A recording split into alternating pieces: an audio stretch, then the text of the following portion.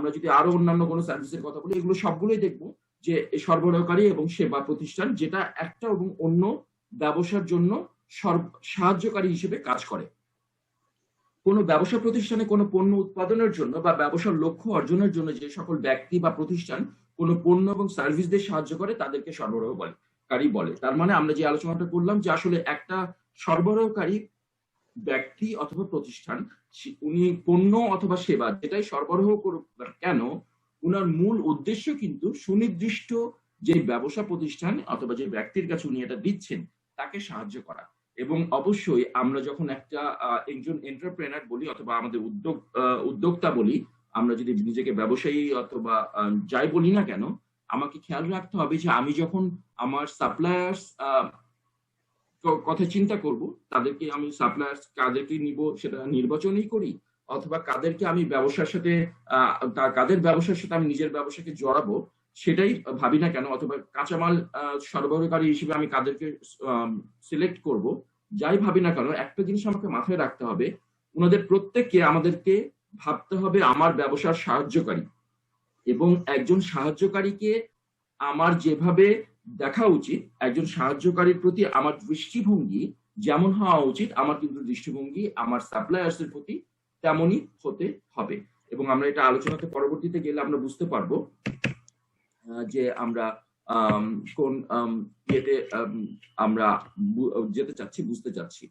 কোন ব্যবসাতে সরবরাহকারীর ভূমিকা হলো পুনরায় বিক্রির জন্য কোন পরিবেশক বা খুচরা বিক্রেতার কাছে ভালো দামে কোন প্রস্তুতকারকের কাছ থেকে পণ্য সরবরাহ করা। এখন আমাদের যে সরবরাহকারী থাকবে আমাদের ব্যবসাতে, সেটা এমনও হতে পারেন যে উনি কোন জায়গা থেকে কিনে নিয়ে এসে আমার কাছে দিচ্ছেন। এখানে বলা হচ্ছে সরবরাহকারীর ভূমিকা হলো পুনরায় বিক্রির জন্য কোন পরিবেশক বা খুচরা বিক্রেতার কাছে ভালো দামে কোন প্রস্তুতকারকের কাছ থেকে নিয়ে এসে পণ্য সরবরাহ করা। আমরা যে কৃষির উদাহরণটা দিচ্ছিলাম সেটাতেই যদি আমরা থাকি, সেটা হচ্ছে যে মাঠের পর্যায়ের যে কৃষক আছেন ওনার কাছ থেকে একজন সরবরাহকারী, এখানে যে সরবরাহকারী আমরা সংজ্ঞায়িত করা হয়েছে সেটার সাথে বোঝানোর চেষ্টা করছি, সেই মাঠ পর্যায়ের যে কৃষক আছেন তার কাছ থেকে একজন সরবরাহকারী ধান অথবা চালটা কিনে নিচ্ছেন। চাল কিনে নেওয়ার পরে উনি করছেন কি, উনি নিয়ে আসছেন শহরে কিংবা অন্যান্য জায়গাতে, উনি নিয়ে এসে বিভিন্ন দোকানে, বিভিন্ন যে সুপার মার্কেট বলেন অথবা মুদির দোকান অথবা অন্যান্য জায়গায় ওই চালগুলো বিক্রি করছেন সেই দোকানদারের কাছে অথবা দোকানে যে ব্যবসায়ী আছেন তার কাছে। কিসের জন্য? খুচরা বিক্রি করার জন্য। অথবা কখনো কখনো উনি নিজেই পুরো নিয়ে এসে, ওনার নিজেরই হয়তো কোনো দোকান আছে যেটা উনি সেটা নিজেরই কোনো খুচরা দোকান করে উনি বিক্রি করতে পারছেন, সেটাও একজন সরবরাহকারীর ভূমিকা, কিন্তু একটু ব্যতিক্রমী, যে যিনি সরবরাহকারী উনি আবার খুচরা বিক্রেতা। বাট এখানে যে উদাহরণটা দেয়া হয়েছে এটা বোঝানোর জন্য আমরা বললাম যে খুচরা বিক্রেতার কাজ পর্যন্ত এবং উৎপাদনকারীর মাঝখানে একজন যিনি সরবরাহকারী আছেন তাকে আমরা এখানে সরবরাহকারী বলছি। কিন্তু আমরা যদি আরেকটু পরিষ্কার ভাবে বুঝতে চাই, যিনি খুচরা বিক্রেতা উনিও কিন্তু সরবরাহকারী কার কাছে? আমার কাছে। আমি তার কাছ থেকে যে চাল কিনছি, আমি হয়তো 5 কেজি, 10 কেজি, 1 কেজি, 2 কেজি আমার প্রয়োজন মতো আমি চাল কিনছি, সেই খুচরা বিক্রেতার কাছে কিন্তু 2-3 বস্তাতে হয়তো 3-4 মণ চাল আছে। এই খুচরা বিক্রেতা কিন্তু পুরো হয়তো 10 মণ কিংবা 20 মণ চাল কিনেছেন সেই সরবরাহকারীর কাছে, যে সরবরাহকারী মাঠ পর্যায়ের কৃষকের কাছ থেকে প্রায় 200 মণ চাল নিয়ে এসেছে। উনি সবার 10-15 জন সরবরাহকারীর কাছে 10 মণ 5 মণ করে চাল দিয়েছে।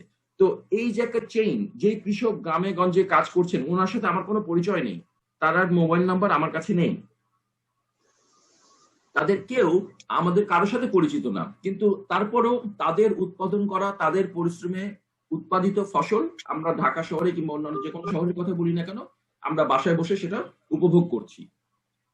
এই যে উপভোগের কথা বললাম, এটা উপভোগের জন্য কিংবা আমরা যে এনজয় করছি কিংবা এটা আমরা খাচ্ছি অথবা আমরা যেটা কাপড় চোপড় হয়ে থাকলে সেটা পরিধান করছি, এই জায়গাটা আমরা যখন উপযোগটা পাচ্ছি, এই উপযোগটা আমরা পেতাম না যদি মাঝখানের এই মানুষগুলো, মাঝখানের এই প্রতিষ্ঠানগুলো, মাঝখানের এই খুবই সন্নিবেশিত, পরিবেষ্টিত এবং খুবই চমৎকার ভাবে তৈরি করা এই সিস্টেমটা যদি না থাকতো, এই নিয়মটা যদি না থাকতো। সেই নিয়মটা কি? নিয়মটা হচ্ছে একজনের কাছ থেকে আরেকজন, আরেকজনের কাছ থেকে আরেকজন, আরেকজনের কাছ থেকে আরেকজন, এই জিনিসগুলো চলে আসবে। আমরা যখনই কোনো আলোচনায় যাই, আমরা এর আগেও যেটা করে থাকি সবসময়, যে আমরা একটু এখানে যে কথাগুলো আছে সেগুলো আমরা খুব ইনফর্মালি বোঝার চেষ্টা করি, যেন পরবর্তীতে এই কথাগুলো যখন আমরা বলবো সেটা আলোচনা বুঝতে সুবিধা হয়। সরবরাহকারীর যে ভূমিকাটা আমরা পড়ছি, আমরা বারবার করে বলছি সাহায্যকারী। কিন্তু একটা জিনিস মাথায় রাখতে হবে যে আমরা যে ব্যবসায়িক দিক থেকে আমরা যেটা বুঝছি, বোঝার চেষ্টা করছি, এটার বাইরে এটার একটা সামাজিক ভিত্তি রয়েছে। আমরা সামাজিক ব্যবসা এই কথাটা বারবার আলোচনা করে চলে আসে এবং আমরা অনেক সময় আলোচনা করেছি। আপনারা অনেকে এই বিষয়টা জানেন। বাংলাদেশের একজন নোবেল লটারেট আছেন ডক্টর ইউনূস, উনার একটা কনসেপ্ট আছে সামাজিক ব্যবসার, এবং যেটা বাংলাদেশের সাথে অন্যান্য অনেক দেশেও সেটা নিয়ে অনেক কাজ করা হচ্ছে। সামাজিক ব্যবসার মধ্যে এই যে সামাজিক ব্যবসার কথা বলা হচ্ছে, আমরা সামাজিক ব্যবসার মূল আলোচনায় যাব না। সেখানে একটা জায়গাতে বলা আছে যে ব্যবসাটা হতে হবে সোসাইটির জন্য বা সমাজের জন্য। যে সামাজিক ব্যবসার কথা বলা হচ্ছে, এটা বলা হচ্ছে যে সমাজের যেন উন্নতি হয়। তো আমরা প্রত্যেকেই যখন এই ব্যবসা, নিজের ব্যবসা কিংবা প্রতিষ্ঠানের কথা ভাববো এবং এই সরবরাহের কথা ভাববো, একটা জিনিস খেয়াল করতে হবে যে এই প্রত্যেকটা সরবরাহকারী কিন্তু নিজের নিজের জায়গায় এটা তার জন্য ব্যবসা, অথবা সে হচ্ছে একজন এন্টারপ্রেনার অথবা উদ্যোক্তা। যিনি সরবরাহকারী তিনি একজন উদ্যোক্তা। আমি ধরে নিই, আমি যদি মনে করি যে আমি আমার একদম এন্ডের ফসল, যে আমার হয়তো একটা দুধের খামার কথা বলি, যে আমি একটা গরুর খামার আছে যেখান থেকে আমি দুধ উৎপাদন করছি, বিক্রি করছি। তো আমি যেই দুধটা বিক্রি করছি, যেই মিষ্টির দোকানের কাছে তারা যে মিষ্টি বানাচ্ছে, তারা আমার কাছ থেকে দুধ নিয়ে যাচ্ছে এবং আমার কাছ থেকে সেই প্রাপ্ত দুধ থেকে ছানা তৈরি করে মিষ্টি বানাচ্ছে। আমি সেই দুধের বিক্রেতার কাছে সরবরাহকারী।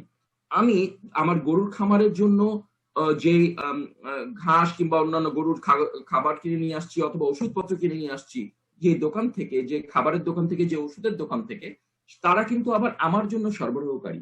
কাজে এই যে প্রত্যেকটা ভিন্ন ভিন্ন ক্ষেত্রে যে আলাদা আলাদা ব্যবসাগুলো আছে, প্রত্যেকেই তাদের নিজের নিজের ওটা ব্যবসা, কিন্তু প্রত্যেকেই কিন্তু একজন অন্যজন বা অপরজনের জন্য সরবরাহকারী। আমাদের যে সামাজিক বিন্যাস, এই ব্যাপারটাতে আমাদের একটা জিনিস মাথায় রাখতে হবে যে আমরা যখন একজন সরবরাহকারীকে আমার ব্যবসার সাহায্যকারী হিসেবে কল্পনা করতে পারছি, ভাবতে পারছি, তখন আমার কিন্তু আর একটা দায়িত্ব তৈরি হয়, সামাজিক দায়িত্বের কথা বলা হচ্ছে, যে সেটা হচ্ছে যে সরবরাহকারীকে আমি আমার সাহায্যকারী ভাবছি, তাকে কিন্তু আমার একটা রিটার্ন দেওয়ার ব্যাপার আছে। এটা শুধুমাত্র আর্থিক রিটার্ন না, যে আমি তার কাছ থেকে যে সেবা অথবা পণ্যটা কিনছি সেটার বিনিময়ে আমি তাকে যে অর্থটা দিচ্ছি ওটা পণ্য অথবা সেবার দাম হিসেবে, এটার বাইরেও আরো কিছু রিটার্ন দেওয়ার ব্যাপার আছে, সেটা হচ্ছে কমিটমেন্ট। আমি তার কাছ থেকে একটা ভালো প্রোডাক্ট কিংবা কাঁচামাল যেমন নিব, আমার কিন্তু সেই থেকে তৈরি করা ভালো একটা পণ্য কিন্তু আরেকজনকে দেওয়ার কথা। তো আমি যদি মনে করি যে আমি কোনো ভালো পণ্য পাবো না, একটু খারাপ মানের পণ্য দিব যাতে করে আমার ব্যবসায়িক লাভটা, আপাত লাভটা বেশি হয়, তাহলে কিন্তু আমি যে খারাপ মানের পণ্য আরেকজনকে দিব, সে যত চেষ্টাই করুক না কেন, সেই খারাপ মানের কাঁচামাল দিয়ে ভালো মান তৈরি জিনিস তৈরি করতে পারবে না। কাজে আমরা যে সরবরাহকারী বা লিঙ্কেজের আমরা যে শিল্পর কথা বলছি, এই শিল্প তো সব দেশে বিকশিত হয়েছে, আমার দেশেও বিকশিত হবে, কিন্তু শুধুমাত্র কোন জায়গাগুলোতে আমরা পিছিয়ে পড়ছি সেটাও একটু বোঝা লাগতে হবে। ওই জন্য আমরা সামাজিক বিষয়ের কথাটা বললাম। তো আমরা এই আলোচনার পরে আরো বিস্তারিত বলবো, যে অংশটা নিয়ে আমি কথা বলছিলাম, যখন আমরা প্রশ্নোত্তর পর্বে যাব, যদি আমাদের সেভাবে সুযোগ থাকে। লিঙ্কেজ শিল্পের কথা বলা হচ্ছে। লিঙ্কেজ বা সংযোগ শিল্প এমন একটি শিল্প যা অন্য শিল্পের সাথে এমন ভাবে যুক্ত বা সংযুক্ত থাকে যাতে একজনের অস্তিত্ব অন্যের উপর নির্ভরশীল হয় এবং একটি অন্যটির উৎপাদন প্রক্রিয়া ত্বরান্বিত করে। আমি ঠিক এই আলোচনা আসার আগে আমি যেটা বললাম, যে আমার কাঁচামালের মান কেমন হবে সেটা কিন্তু নির্ভর করবে আমার কাঁচামাল ব্যবহার করে যে পণ্যটা তৈরি হবে। তো আমি যদি আমার কাঁচামালের মান খানিকটা কম্প্রোমাইজ করি, কিংবা আমি যদি মানে আপোষ আনি, যে আমি একটু আপোষ করলাম, আমার কাঁচামালটা আমি একটু খারাপ দিলাম, যা তেমন কিছু চোখে ধরা পড়বে না এরকম কেন, কিন্তু আমার একটু পয়সা বাঁচলো, তাতে আমার মনে হতে পারে আপাতভাবে আমার ব্যবসায়িক লাভ হলো, যেটা আসলে মূলত দীর্ঘ সময়ের জন্য বড় ব্যবসায়িক ক্ষতিরই কারণ হয়, কিন্তু আপাতভাবে সেটা মনে হতে পারে যে আমার কম ইয়ে লেগেছে। তো তখন যেটা হয় যে আমার পণ্য দ্বারা, আমার কাঁচামাল দ্বারা যিনি তৈরি করছেন তার পণ্যটা উনি চেষ্টা করে ভালো করতে পারবেন না, সেটা খারাপই হবে। একটা বড় শিল্পের সাথে কতগুলো ফার্ম সংযুক্ত হয়ে আরো বড় কিছু উৎপাদন করে অথবা অনুরূপ অন্য কোনো দ্রব্য উৎপাদন করে, এমন কিছু সংখ্যক সংস্থার সমন্বয়ে সংযোগ শিল্প গঠিত। এই শিল্পগুলোকে স্পিন অফ বা স্ক্রুড্রাইভার শিল্প বলা হচ্ছে। কেমন করে? সংযোগ শিল্পের সাথে কয়েকটি উদাহরণ হলো কৃষিকাজ, পর্যটনের সাথে যুক্ত চিনির আখের পরিশোধনের সাথে যুক্ত বায়োগ্যাস, বক্সাইট, অ্যালুমিনিয়ামের সাথে যুক্ত, অপরিশোধিত তেল পরিশোধন সম্পর্কিত, ক্যানিং শিল্পের সাথে কৃষি যুক্ত, পোল্ট্রি শিল্পের সাথে ঔষধ, খাদ্য উৎপাদনকারী বা সরবরাহকারী সম্পৃক্ত। আমরা ডান দিকে একটা ছবির কথা দেখতে পাচ্ছি যেখানে ইন্ডাস্ট্রি অ্যান্ড ইনস্টিটিউশন লিঙ্কেজের কথা বলা হয়েছে, যে এখানে দেখা যাচ্ছে 2-3টা ছোট ছোট, আমরা যদি বলি স্পিন অফ কিংবা স্ক্রুড্রাইভারের মতো, যেগুলো দুটো স্পিনের কথা বলা হচ্ছে, 3টা স্পিন একটা একটার সাথে জড়িত। আমরা যে কোনো ছোট খেলনার ভিতরে যদি আমরা তাকিয়ে দেখি, আপনারা অনেকেই জানেন যে একটা স্ক্রু ঘুরালে পাশের স্পিন অফ গুলো ঘুরতে থাকে, একটা তার একটা রিলেটেড। তার মানে আমরা যে কোনো কাঁচামাল সরবরাহকারী যদি তার কাঁচামাল বন্ধ করে দেয় সরবরাহ করা, সেই সরবরাহকারী যেই প্রতিষ্ঠানের কাছে কাঁচামাল সরবরাহ করছিল তার কিন্তু প্রতিষ্ঠানের প্রোডাকশন বন্ধ হয়ে যাবে। আমার যদি দুধের ব্যবসা থেকে থাকে, আমি যে মিষ্টির দুধের উদাহরণ দিচ্ছিলাম, আমি যে মিষ্টির দোকানে দুধ সরবরাহ করি, আমি যদি হঠাৎ আজকে দেওয়া বন্ধ করে দিই উনাকে আগে থেকে কিছু না জানিয়ে, উনি কিন্তু আগামীকালকে সকালের জন্য মিষ্টির দোকান খুলতে পারবেন না। তার কারণ মিষ্টির দোকানে উনার দুধ পৌঁছানো হয় নাই, উনি যার কাছ থেকে দুধ নিতেন উনি দুধ দিতে পারেনি, উনি মিষ্টি বানাতে পারেনি। ঠিক একইভাবে যে আমরা যদি একটা ব্যবসার সাথে আরেকটা যে ব্যবসা রিলেটেড, এটার যে সম্পর্ক, এই সম্পর্কটা শুধু ব্যবসায়িক না, এটা সম্পর্কটা আরো ব্যাপক। এবং এই জন্যই বলা হচ্ছে আমরা যে পুরো ব্যবসায়িক যে পড়াশোনা করার চেষ্টা করছি কিংবা আলোচনা করার চেষ্টা করছি সবাই মিলে, সাপ্লায়ার্স এবং লিঙ্কেজ শিল্পটাকে এই জন্য গুরুত্ব দেওয়া হচ্ছে যে এটা সার্বিকভাবে একটা দেশের কিভাবে উন্নয়নে বড় রকমের ভূমিকা রাখতে পারে এবং রাখে বললেই এই আলোচনায় আসছে। এখানে লেখা আছে যে একটা প্রকল্প পশ্চাৎ সংযোগ তৈরি হয় যখন কোনো প্রকল্পটি এমন সুবিধাগুলোতে বিনিয়োগের উৎসাহ দেয় যা প্রকল্পটিকে সফল করতে সক্ষম করে। আর তার আগে লেখা আছে নির্দিষ্ট প্রকল্পের বিনিয়োগ পরবর্তী পর্যায়ে বিনিয়োগের জন্য উৎসাহ দেয় যখন এটি ফরওয়ার্ড লিঙ্কেজ তৈরি হয়। ফরওয়ার্ড লিঙ্কেজ এবং ব্যাকওয়ার্ড লিঙ্কেজ সম্পর্কে নিশ্চয়ই আপনাদের একটা ধারণা আছে। তারপর আমরা বলে দিই যে ফরওয়ার্ড লিঙ্কেজ এবং ব্যাকওয়ার্ড লিঙ্কেজকে আমরা বোঝার সুবিধার জন্য আমি আপনাদের সাথে কোনো শেয়ার করা হয়নি, ওয়ার্ল্ড ব্যাংকের একটা রিসার্চ পেপার আছে যেটাতে পরিষ্কারভাবে লেখা আছে যে ব্যাকওয়ার্ড লিঙ্কেজকে সাধারণত আমাদের বিভিন্ন ব্যবসাতে কিংবা আমরা যেটা বলে থাকি সেটা হচ্ছে প্রকিউরমেন্ট বলে থাকি। ব্যাকওয়ার্ড লিঙ্কেজকে প্রকিউরমেন্ট বলে থাকি, কেনার কথা বলা হচ্ছে। তার মানে যখন কোনো পণ্য অথবা কোনো ব্যবসা প্রতিষ্ঠান তার পণ্য উৎপাদন করার জন্য কাঁচামাল যে সব জায়গা থেকে নিয়ে থাকে, সেটা হচ্ছে ব্যাকওয়ার্ড লিঙ্কেজ। খুব সাধারণভাবে চিন্তা করলেও কিন্তু মাথায় এটাই আসবে যে আগে আমার কাঁচামালগুলো পেছন থেকে সংগ্রহ করতে হবে। তো আমার দোকানের কিংবা আমার যে একটা যদি ফ্যাক্টরি বলি, সেটার পেছনের দিকে দরজাতে এসে কিন্তু সব কাঁচামালগুলো জড়ো করা হবে। তারপরে ফ্যাক্টরির ভিতরে ওগুলো ঢুকবে, ঢুকার পরে কাঁচামালগুলো প্রসেস হয়ে সামনের দিক দিয়ে আমার তৈরিকৃত প্রস্তুতকৃত পণ্য বেরোবে। সো আমার ব্যাকওয়ার্ড লিঙ্কেজ হচ্ছে আমার পেছন থেকে আমার কি হচ্ছে, যে সরবরাহকারীরা আমাকে জিনিসপত্র দিচ্ছে ওগুলো আমি তাদের কাছ থেকে কিনছি।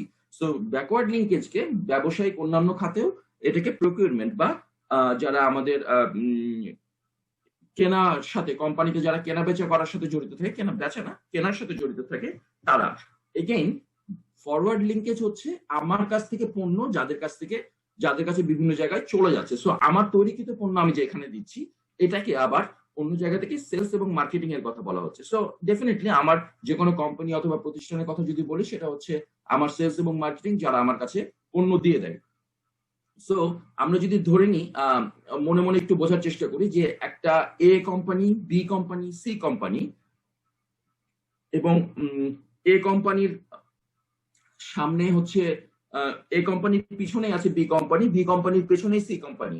এখন এই 3টা কোম্পানি থেকে আমরা যদি মনে করি যে এটা একটা ব্যাকওয়ার্ড এবং ফরওয়ার্ড লিঙ্কেজ কি হতে পারে, যেমন যদি মনে করি যে সি কোম্পানি দেখি যে একেবারে ক্ষেত থেকে কিংবা একেবারে বেসিক লেভেলের প্রোডাক্ট তৈরি করছে, যেটা সে বি কোম্পানিতে কাঁচামাল সরবরাহ করছে। কাজে সি থেকে বি কোম্পানিতে যে কাঁচামাল যাচ্ছে সেটা সি কোম্পানির জন্য কিন্তু ফরওয়ার্ড লিঙ্কেজ, কারণ তার পণ্য এটাই, সে এটা বিক্রি করছে। আবার বি কোম্পানি কিন্তু কিনছে সি এর কাছ থেকে, সেই যেটা হচ্ছে সি এর জন্য ফরওয়ার্ড লিঙ্কেজ, সেটা বি কোম্পানির জন্য ব্যাকওয়ার্ড লিঙ্কেজ। একইভাবে বি কোম্পানি ওই সি এর কাছ থেকে কেনা জিনিসপত্র কেনার পরে যখন একটা জিনিস তৈরি করার পরে ওটা আবার বি কোম্পানির সামনের দিকে এগিয়ে দিচ্ছে বিক্রি করার জন্য এ কোম্পানির কাছে, এ কোম্পানির জন্য এটা হচ্ছে ব্যাকওয়ার্ড লিঙ্কেজ, কারণ এই কোম্পানির পেছন থেকে বি কোম্পানির কাছ থেকে যে জিনিসটা নিচ্ছে সেটা সে বানিয়ে সে আবার সামনের দিকে দিবে। তো যতক্ষণ পর্যন্ত সে ওটা সামনের দিকে না দিচ্ছে, তার প্রোডাকশনে আছে, ততক্ষণ পর্যন্ত তার ফরওয়ার্ড লিঙ্কেজ তৈরি হয়নি। তো এখন পর্যন্ত শুধুমাত্র বি কোম্পানির সাথে তার একটা ব্যাকওয়ার্ড লিঙ্কেজই তৈরি হয়েছে, এটা এ কোম্পানির জন্য। কিন্তু এ কোম্পানির জন্য বি কোম্পানির সাথে যেটা ব্যাকওয়ার্ড লিঙ্কেজ, বি কোম্পানির জন্য ওই একই লিঙ্কেজটা হচ্ছে ফরওয়ার্ড লিঙ্কেজ, কারণ বি কোম্পানি ওটা বিক্রি করছে, এ কোম্পানি কিনে নিচ্ছে। তো এটা বোঝার সুবিধার জন্য আমরা এই কেনা বেচার কথাটা বললাম, যেন ব্যাকওয়ার্ড লিঙ্কেজ এবং ফরওয়ার্ড লিঙ্কেজটা আমরা বুঝতে পারি। ব্যবসা থেকে নির্ভরযোগ্য সাপ্লায়ার্স এর প্রয়োজনীয়তা কি? আমরা নির্ভরযোগ্য সাপ্লায়ার্স এর প্রয়োজনীয়তা কি ইতিমধ্যে আসলে আমরা আলোচনায় চলে এসেছে।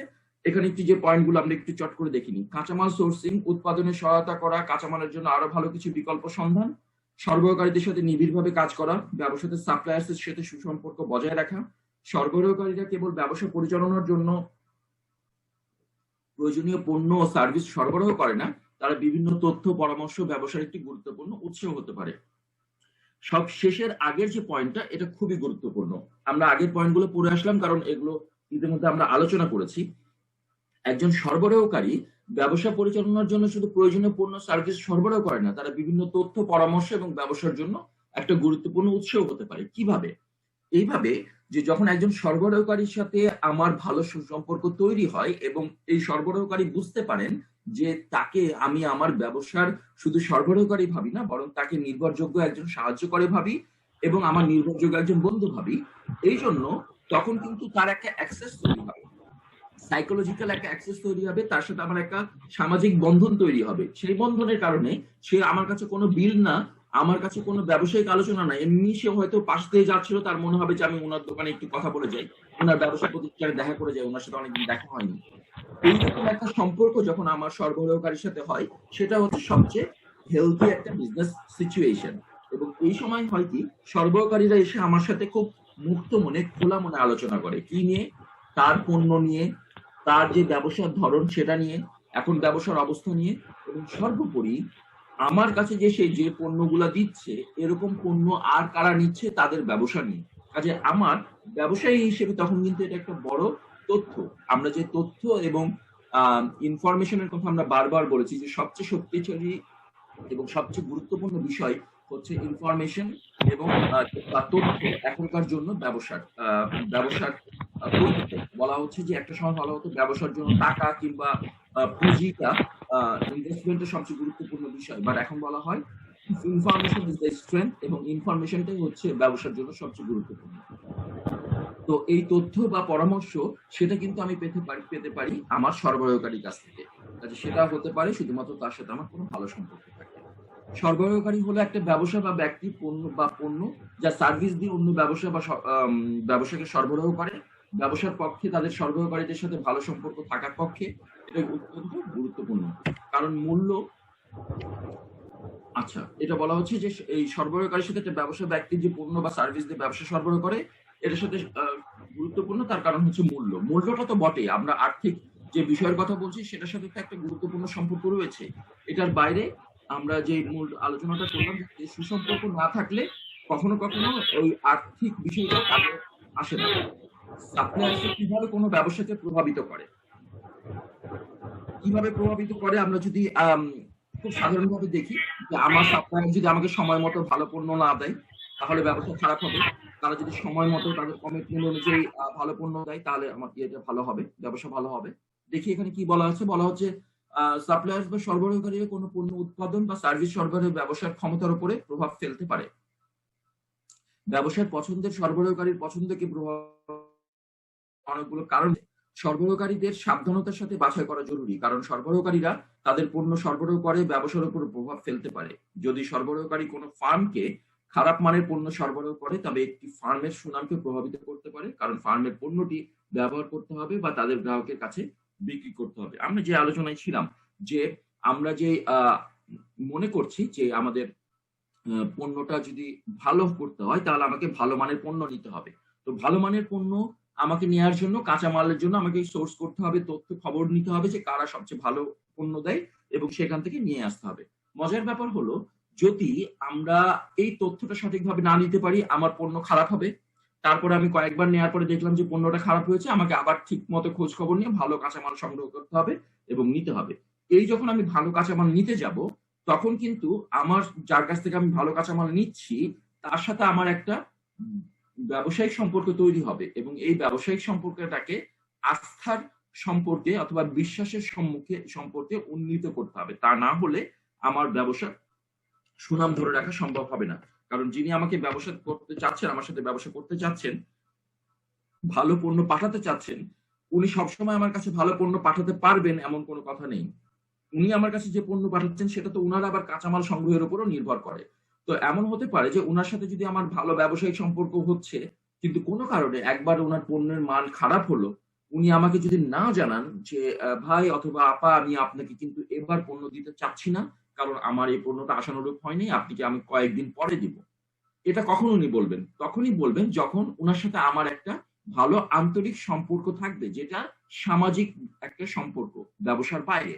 কিন্তু ওই সামাজিক সম্পর্কটা যদি না থাকে, ব্যবসায়িক ক্ষতি হতে পারে এটা মনে করে উনি কিন্তু ততক্ষণ পর্যন্ত কিছু বলবেন না, যতক্ষণ পর্যন্ত উনাকে এটা নিয়ে প্রশ্ন করা হবে। উনি কিন্তু খারাপ কাঁচামালটা দিয়ে দিতে পারেন এবং আপনি ওটা ব্যবহার করে আপনার পণ্য খারাপ হবে। আপনার পণ্য ব্যবহার করছে যে ক্রেতারা, তারা যখন আপনার কাছে কোনো কমপ্লেইন করবে যে আপনি যে মানের পণ্য তৈরি করেন, এবার আপনার কাছ থেকে যেটা কিনলাম একেবারে তা না, এটা অত্যন্ত আমরা বলবো যে ঠিক আশানুরূপ হয়নি এবং আমরা এটা ব্যবহার করে খুব অবাক হয়েছি যে আপনার প্রতিষ্ঠান থেকে আমরা কখনো এরকম মানের পণ্য পাইনি। আপনি কিন্তু তখন ওনাকে জিজ্ঞেস করবেন যে আপনার কি এবার পণ্য কাঁচামালটা কি খারাপ ছিল ভাই, আপনি আমাকে যেটা দিয়েছেন? উনি তখন হয়তো বলতে পারেন হ্যাঁ হয়তো একটু খারাপ ছিল, আমি সামনের বার বানানো ভালো হয় দেখবো, আমি খেয়াল করিনি।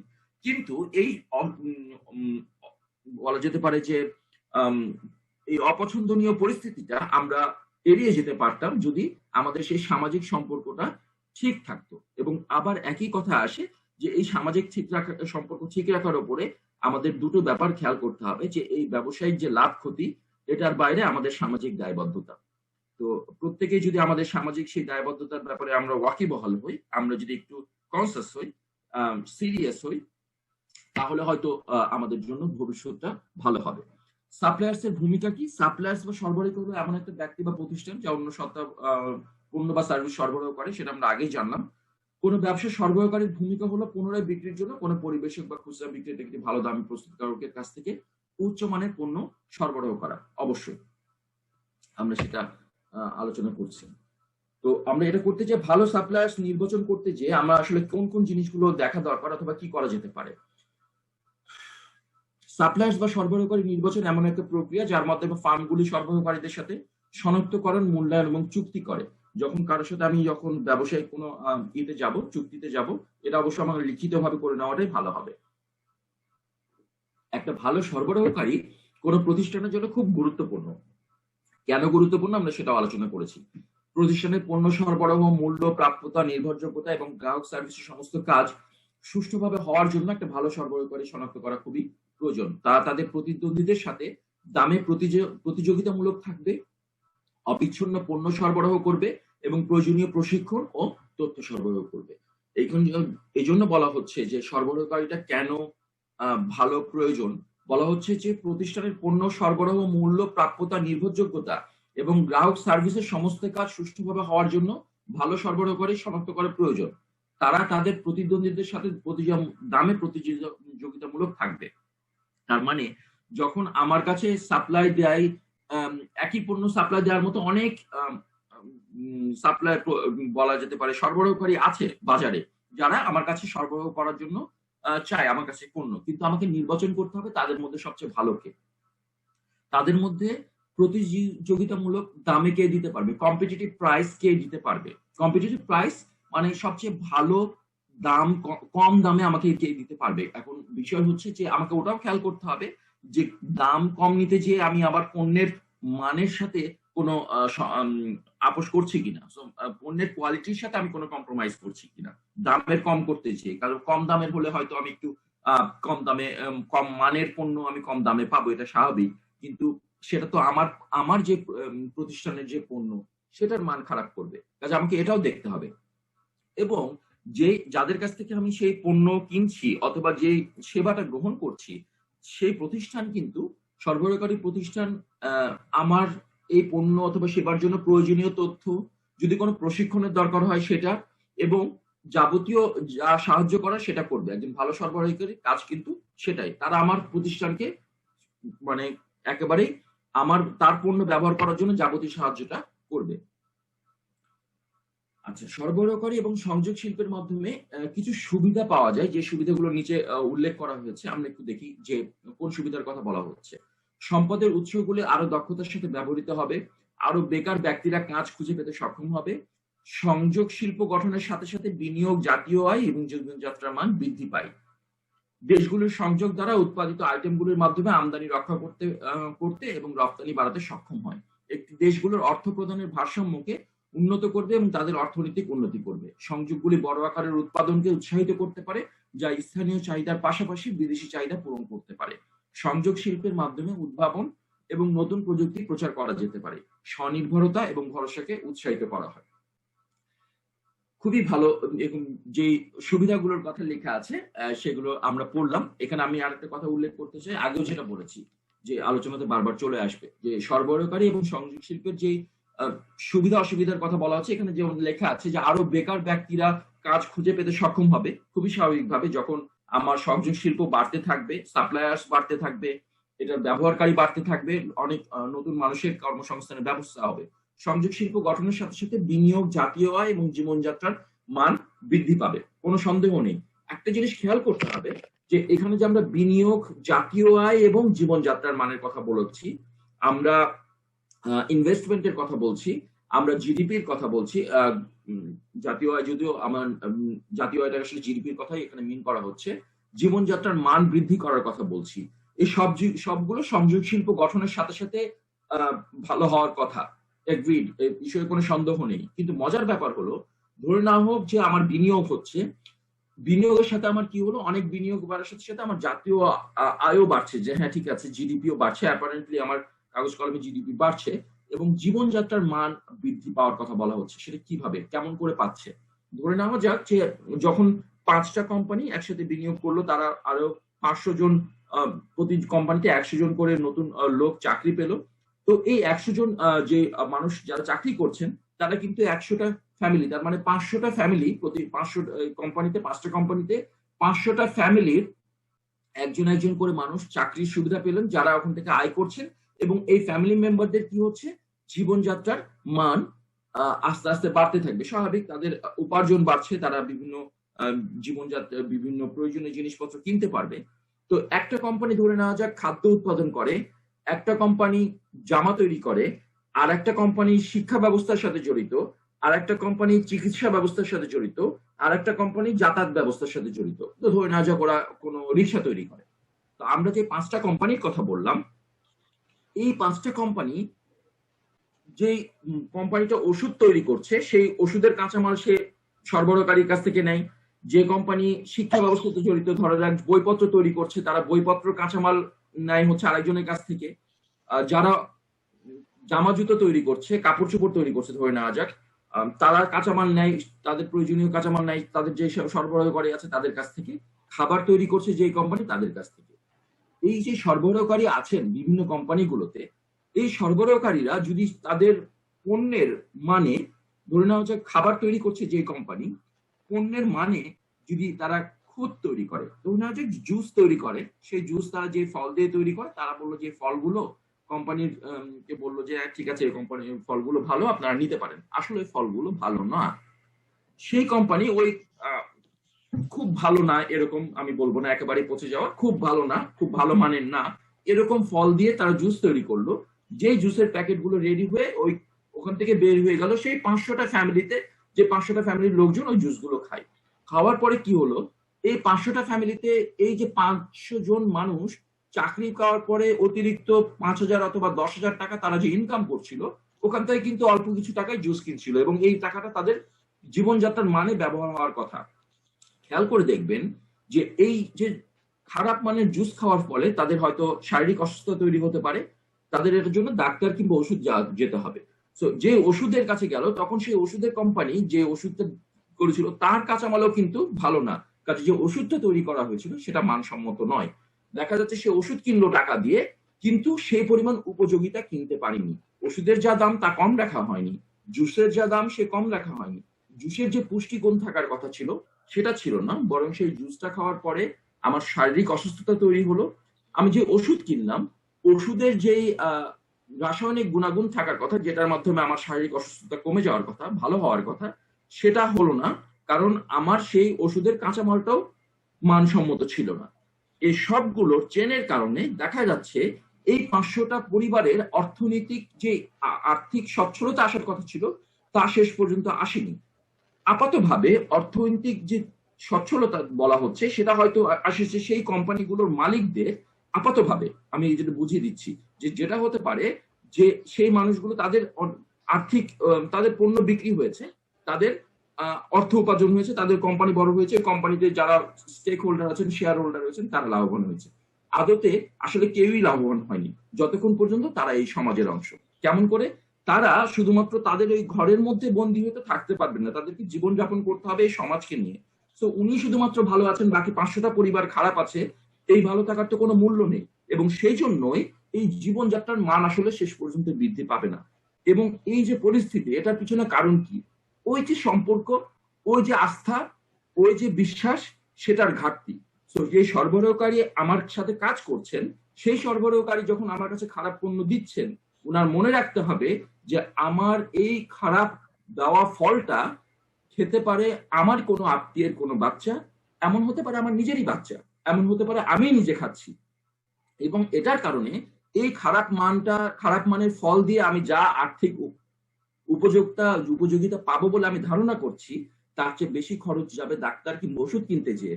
আমি জানি না যে ডাক্তার এবং ওষুধের কাছে আমি খরচটা করছি সেখান থেকে আমি ওই পরিমাণ উপযোগিতা পাবো কিনা, আমি জানি না সেই ওষুধটা ঠিক মতো তৈরি করা হয়েছে কিনা। আমাদের যে সামাজিক এই আস্থাহীনতা, এটা থেকে যদি আমরা বের হয়ে না আসতে পারি, তাহলে কিন্তু এই সংযোগ শিল্প কিংবা সরবরাহকারী শিল্পের যে বিনিয়োগ কিংবা জাতীয় আয় অথবা জীবনযাত্রার মান বৃদ্ধির কথা বলছি, সেটা হবে না। মজার ব্যাপার, আপনারা খেয়াল করে দেখেন, আমরা যখন কোনো বাংলাদেশি কোম্পানির আমরা কোনো পণ্য কিনতে চাই, তখন যেটা যদি জুস হয় কিংবা কোনো কিছু হয়, একই র্যাকে একই জায়গায় যদি বিদেশি কোনো কোম্পানি, জাপানি অথবা ইউরোপের কোনো কোম্পানির জুস রাখা থাকে, আমরা বলি ও এই জুসটা তো অনেক ভালো। আমি তো তাই বলি। তার কারণ আমার ধারণা আছে ওই দেশের জিনিস ওটা ভালো হবে, তারা এখানে কোনো রকম কাঁচামালের নেওয়ার ব্যাপারে ওরা কোনো রকম সমঝোতা করেনি, আপোষ করেনি। আমি ধরেই নিচ্ছি যে বাংলাদেশে যখন এটা হয়েছে, এটার মান মনে হয় খারাপ হবে, ওরা যা বলছে সেটা হয়তো কমিটমেন্টে রাখা হয়নি। নিশ্চিতভাবে বলা যায় যে আমার ধারণা ভুল হতেই পারে, সেটা সম্ভাবনাই হয়তো বেশি, কিন্তু কোনো না কোনো ভাবে আমার দেশের এই প্রতিষ্ঠান, আমার দেশের কোম্পানি অথবা আমার নিজেরই কোম্পানি সাধারণ মানুষের কাছ থেকে, সমাজের কাছ থেকে সে আস্থা অর্জন করতে পারেনি। আজকে 2020 সালে এসে আমরা যখন অনলাইনে এই উদ্যোক্তা তৈরির ব্যবসা শিল্প নিয়ে, উদ্যোক্তা তৈরি নিয়ে কিংবা সরবরাহকারী সংযোগ শিল্প নিয়ে কথা বলছি, এটার পিছনে কিন্তু একটা কারণ আছে। কারণটা হলো এই, আমাদের মাননীয় প্রধানমন্ত্রী শেখ হাসিনা, আমাদের সবার পছন্দের, আমাদের সবার অনেক শ্রদ্ধার, উনার যে একটা ডিজিটাল বাংলাদেশ তৈরি করার যে একটা প্ল্যানিং, একটা যে ভিশন আছে, সেটার পরিপ্রেক্ষিতে কিন্তু আজকে বাংলাদেশে এই নতুন উদ্যোক্তাদের জন্য তৈরি করার কথা হচ্ছে। এবং একটা জিনিস মাথায় রাখতে হবে, আমাদের দেশের যে নতুন প্রজন্ম, আপনারা যারা উদ্যোক্তা হতে চাচ্ছেন, তাদের কিন্তু পোটেনশিয়াল কিংবা তাদের, আমি বলবো, সম্ভাবনার কোনো কমতি নেই। একটা জায়গাতে আমাদের কমতি আছে অবশ্যই, সেটা হচ্ছে আমরা নিজের কাছে নিজেরা কতখানি সৎ এবং স্বচ্ছ। তো ওই জায়গাটাই জিনিসটার কাজটা করতে হবে প্রথমে। আমি যে উদ্যোক্তা হই অথবা ব্যবসায়ী হই, সেই জায়গাটা আগে কাজ করতে হবে। এবং এত আলোচনার কিন্তু সেই আমাদের আত্মিক উন্নয়ন ঘটনার একটা বড় অংশ। শিক্ষা মানুষকে কিভাবে আলোকিত করে, এটা তো আর টর্চ লাইট না যে শুধুমাত্র আমার মাথার উপরে কপালে একটা লাইট চালিয়ে দেওয়া হলো। শিক্ষা আলোকিত করে মানুষের ভিতরটাকে। তো আমরা যখন কোনো জিনিস শিখতে চাই, আমাদের এই শেখাটার জন্য আমাদের ভেতরটাকে আলোকিত করে এবং আমাদেরকে যেন মানুষ হিসেবে আরো বেশি উচ্চমানের মানুষ তৈরি করে। কাজে আমি দিন শেষে যতই ব্যবসা করি না কেন, দিন শেষে আমি যতই আর্থিক পুঁজি কিংবা আর্থিক লাভের কথা চিন্তা করি না কেন, আমরা যদি সত্যিকার অর্থে মানুষ হিসেবে সেই ব্যবসাটাকে যদি না বুঝি এবং এই ব্যবসার আসল উদ্দেশ্য কি সেটা যদি খুঁজে না পাই, আমরা যে সরবরাহকারী অথবা সংযোগ শিল্পের মাধ্যমে নিম্নলিখিত কি সুবিধা সমূহ পাওয়া যাওয়ার কথা বলা হচ্ছে, তার একটাও আমরা পাবো না। বড় সুবিধা তো এটাই যে আমাদের জীবন মান ভালো হবে, আমাদের পরবর্তী প্রজন্ম ভালো দেশ পাবে, আমাদের বাংলাদেশ, আমাদের পছন্দের, অতি প্রিয়, আমাদের ভালোবাসার বাংলাদেশ একটা আর্থিকভাবে সচ্ছল স্বনির্ভর দেশ হবে।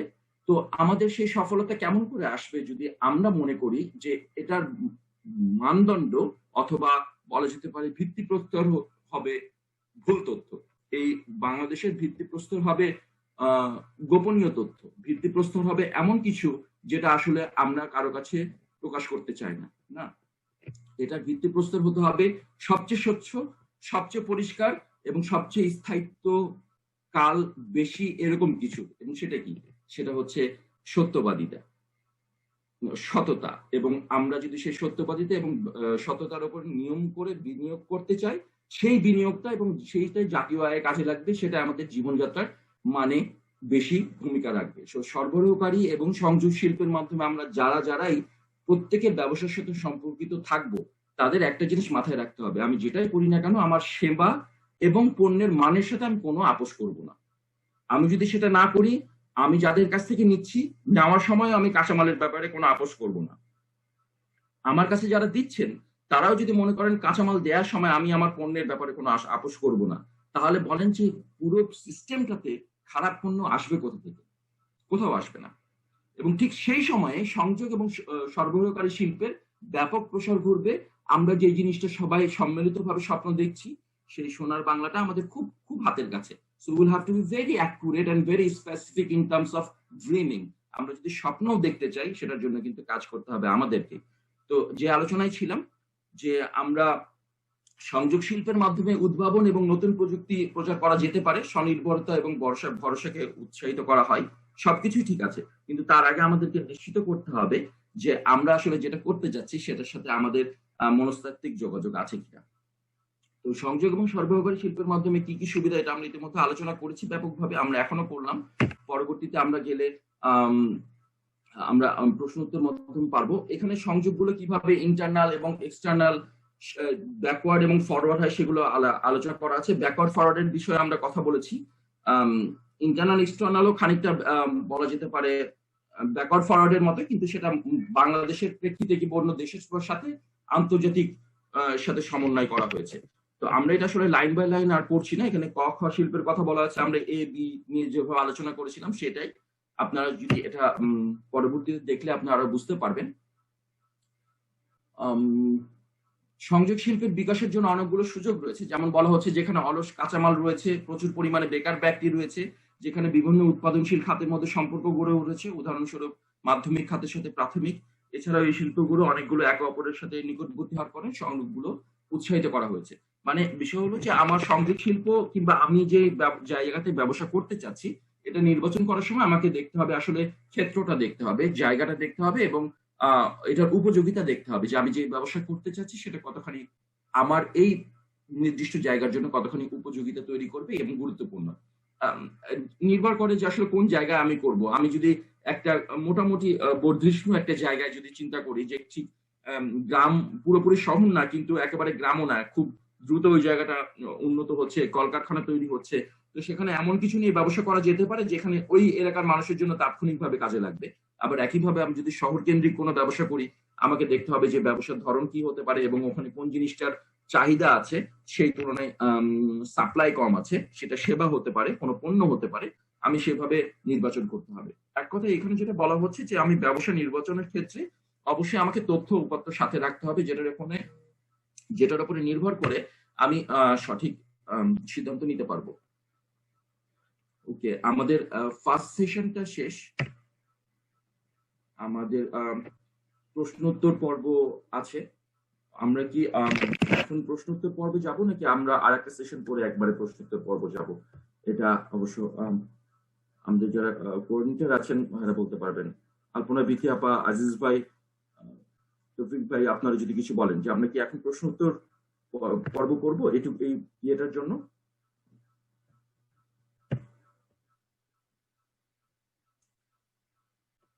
আমাকে শোনা যাচ্ছে? জি স্যার, শোনা যাচ্ছে স্যার। জি স্যার, আমরা তো শুনতে পাচ্ছি। জি স্যার, শোনা যাচ্ছে। আর আমার মনে হয় পরের সেশনে চলে যাবে, এরকম মনে হয় কোশ্চেন নাই।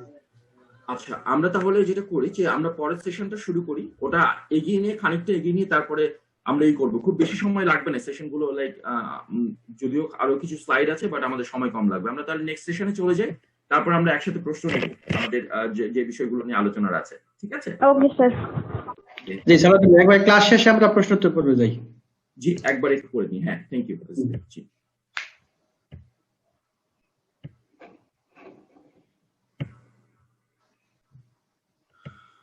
আচ্ছা, আমরা তাহলে এখন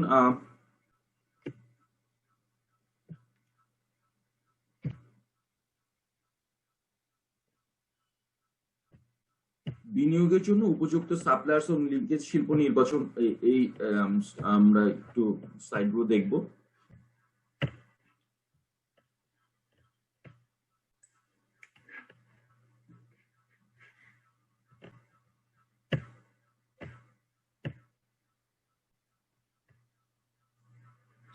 এখানে আসলে অনেক ধরনের সাপ্লায়ার্স এবং লিঙ্কেজ শিল্পের কথা আলোচনা করা হয়েছে। মূল বিষয়টা হচ্ছে এখানে যে আমাদের অনেক কিছু সম্পর্কে ধারণা দেওয়া হয়েছে, আমরা সবগুলো একটু বোঝার চেষ্টা করব।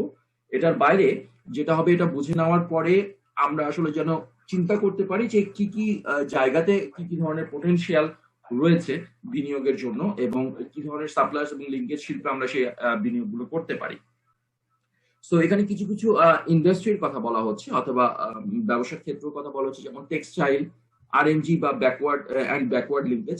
রেডিমেড গার্মেন্টস এর ব্যাকওয়ার্ড লিঙ্কেজ তো বাংলাদেশের অনেক আগে থেকে আছে ভালো, এবং এখনো সেটা আছে। রেডিমেড গার্মেন্টস এর ব্যাকওয়ার্ড লিঙ্কেজ যদি আমরা মনে করি, রেডিমেড গার্মেন্টস এর তৈরির জন্য কাঁচামাল হিসেবে যে পেছন থেকে যে জিনিসগুলো নেওয়া হয় সেগুলো কি, সেগুলো কাপড় চোপড় হতে পারে, সুতো হতে পারে, বাটনস হতে পারে, জিপার হতে পারে। যে গার্মেন্টস এর কাপড় চোপড়ের জন্য ব্যাকওয়ার্ড লিঙ্কেজে কি আছে, ওগুলোর suppliers.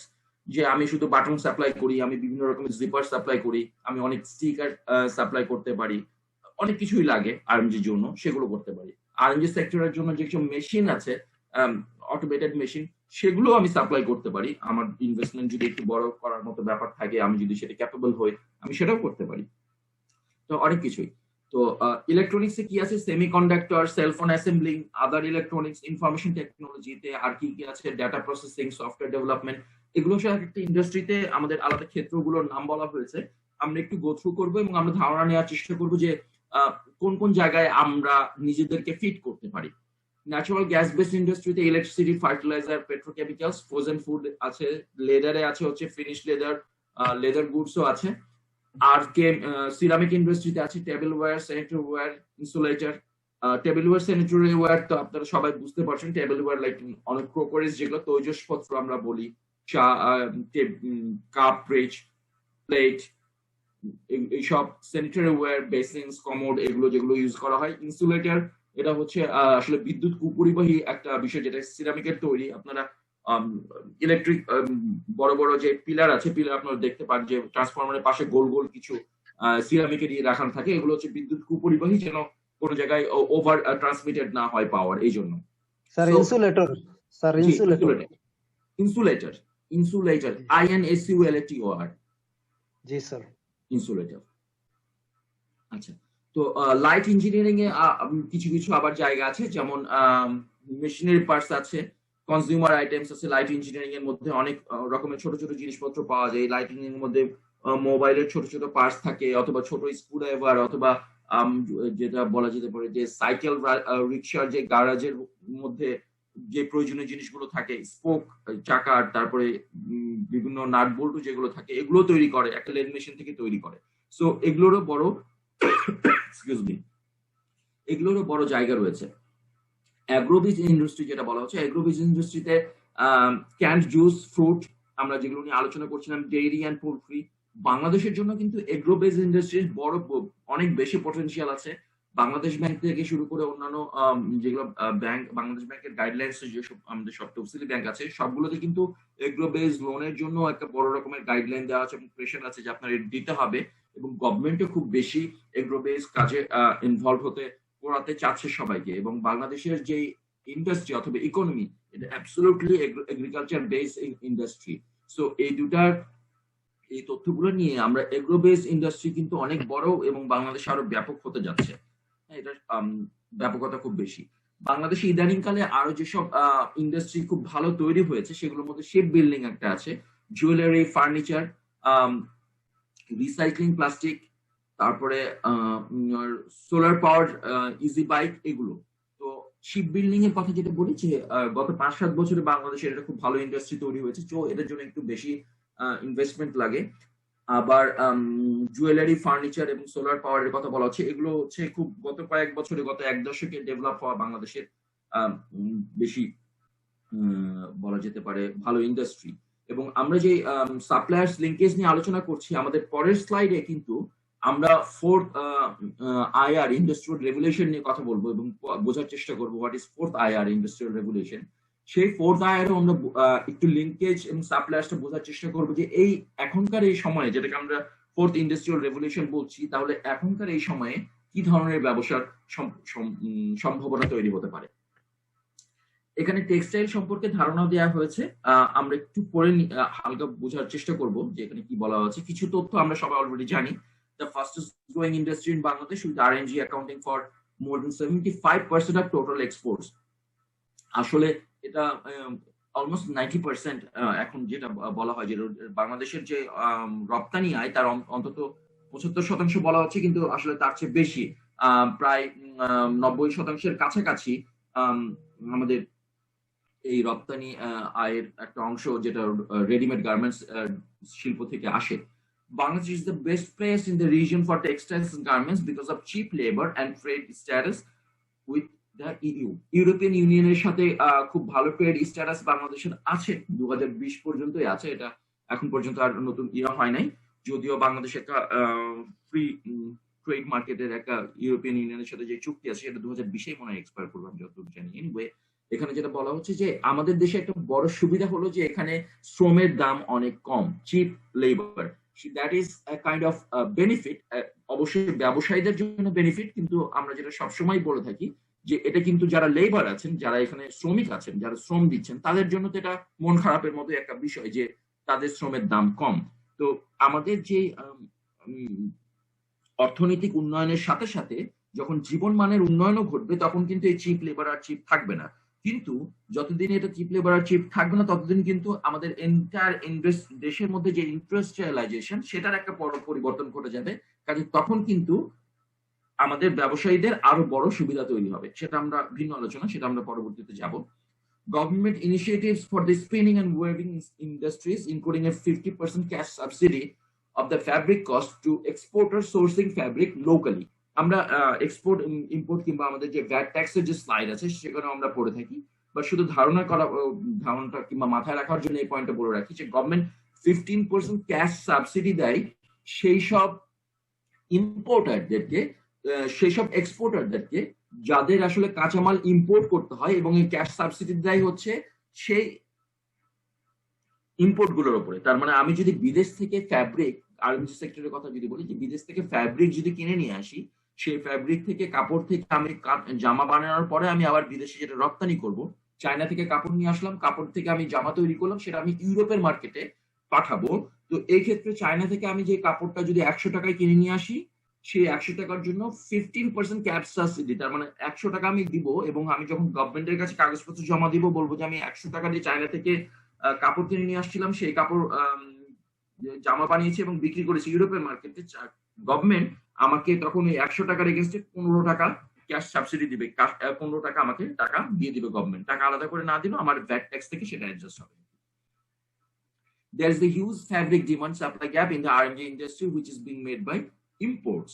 Thus, the potential for backward linkage industry is enormous. এখানে বলা হচ্ছে যে আমাদের ফ্যাব্রিক মার্কেটের কথা যেটা বলা হচ্ছে, সেইখানে বড় একটা সাপ্লাই এবং ডিমান্ডের একটা গ্যাপ রয়েছে। সেটা কি? সেটা হচ্ছে বাংলাদেশে প্রচুর আরএমজি সেক্টরে যে ফ্যাক্টরি আছে, যারা কাজ করছে কাপড় চোপড় নিয়ে, তাদের প্রচুর কাপড় দরকার, কিন্তু সেই পরিমাণ কাপড় পান না, এবং সেটার কারণে বাইরে থেকে কাপড় কিনে নিয়ে এসে সেই প্রয়োজনটা মেটাতে হয়। কাজে আমরা যদি কেউ মনে করি যে এখানে আমরা কেউ ফ্যাব্রিকের কোনো ফ্যাক্টরি দিব, যেখানে আমরা কাপড় বানাবো, কাপড় তৈরি করব, অথবা নিজেকেই যদি মনে করি আমি ইম্পোর্টার হব, সেটা হয়তো পটেনশিয়ালি ব্যবসায়িক দিক থেকে খুব একটা লাভ হবে না। বাট যদি আমরা লোকালি ফ্যাব্রিক তৈরি করতে পারি, এরকম কোনো ফ্যাক্টরি তৈরি করতে পারি, এটা নিয়ে চিন্তা করতে পারি, সেক্ষেত্রে একটা বড় সুযোগ রয়েছে এবং এই মার্কেটটা অনেক বড়। The sector of Bangladesh has raised as the biggest earner of foreign currency. The sector has been at the helm of Bangladesh exports for over the years and a significant contributor to GDP. This industry has till date absorbed an estimated 4.4 million people, which is like 44 lakhs, almost half of a crore. 80% are women. Among them, 80% are women. Like 44 million people in Mode, 80% women. Huge. Like it's almost 34 lakh people are women.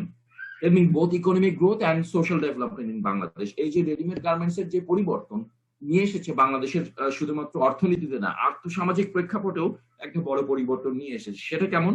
যে শুধুমাত্র এইটি যে 44 লক্ষ মানুষের কর্মসংস্থানের ব্যবস্থা করেছে তাই নয়, এখানে উল্লেখযোগ্য বিষয় হলো যে এই 44 লক্ষ মানুষের মধ্যে এর 80% হচ্ছে মহিলা, যেটা আমাদেরকে একটা দেশের সামাজিক পরিবর্তনের বড় একটা ইঙ্গিত দেয়।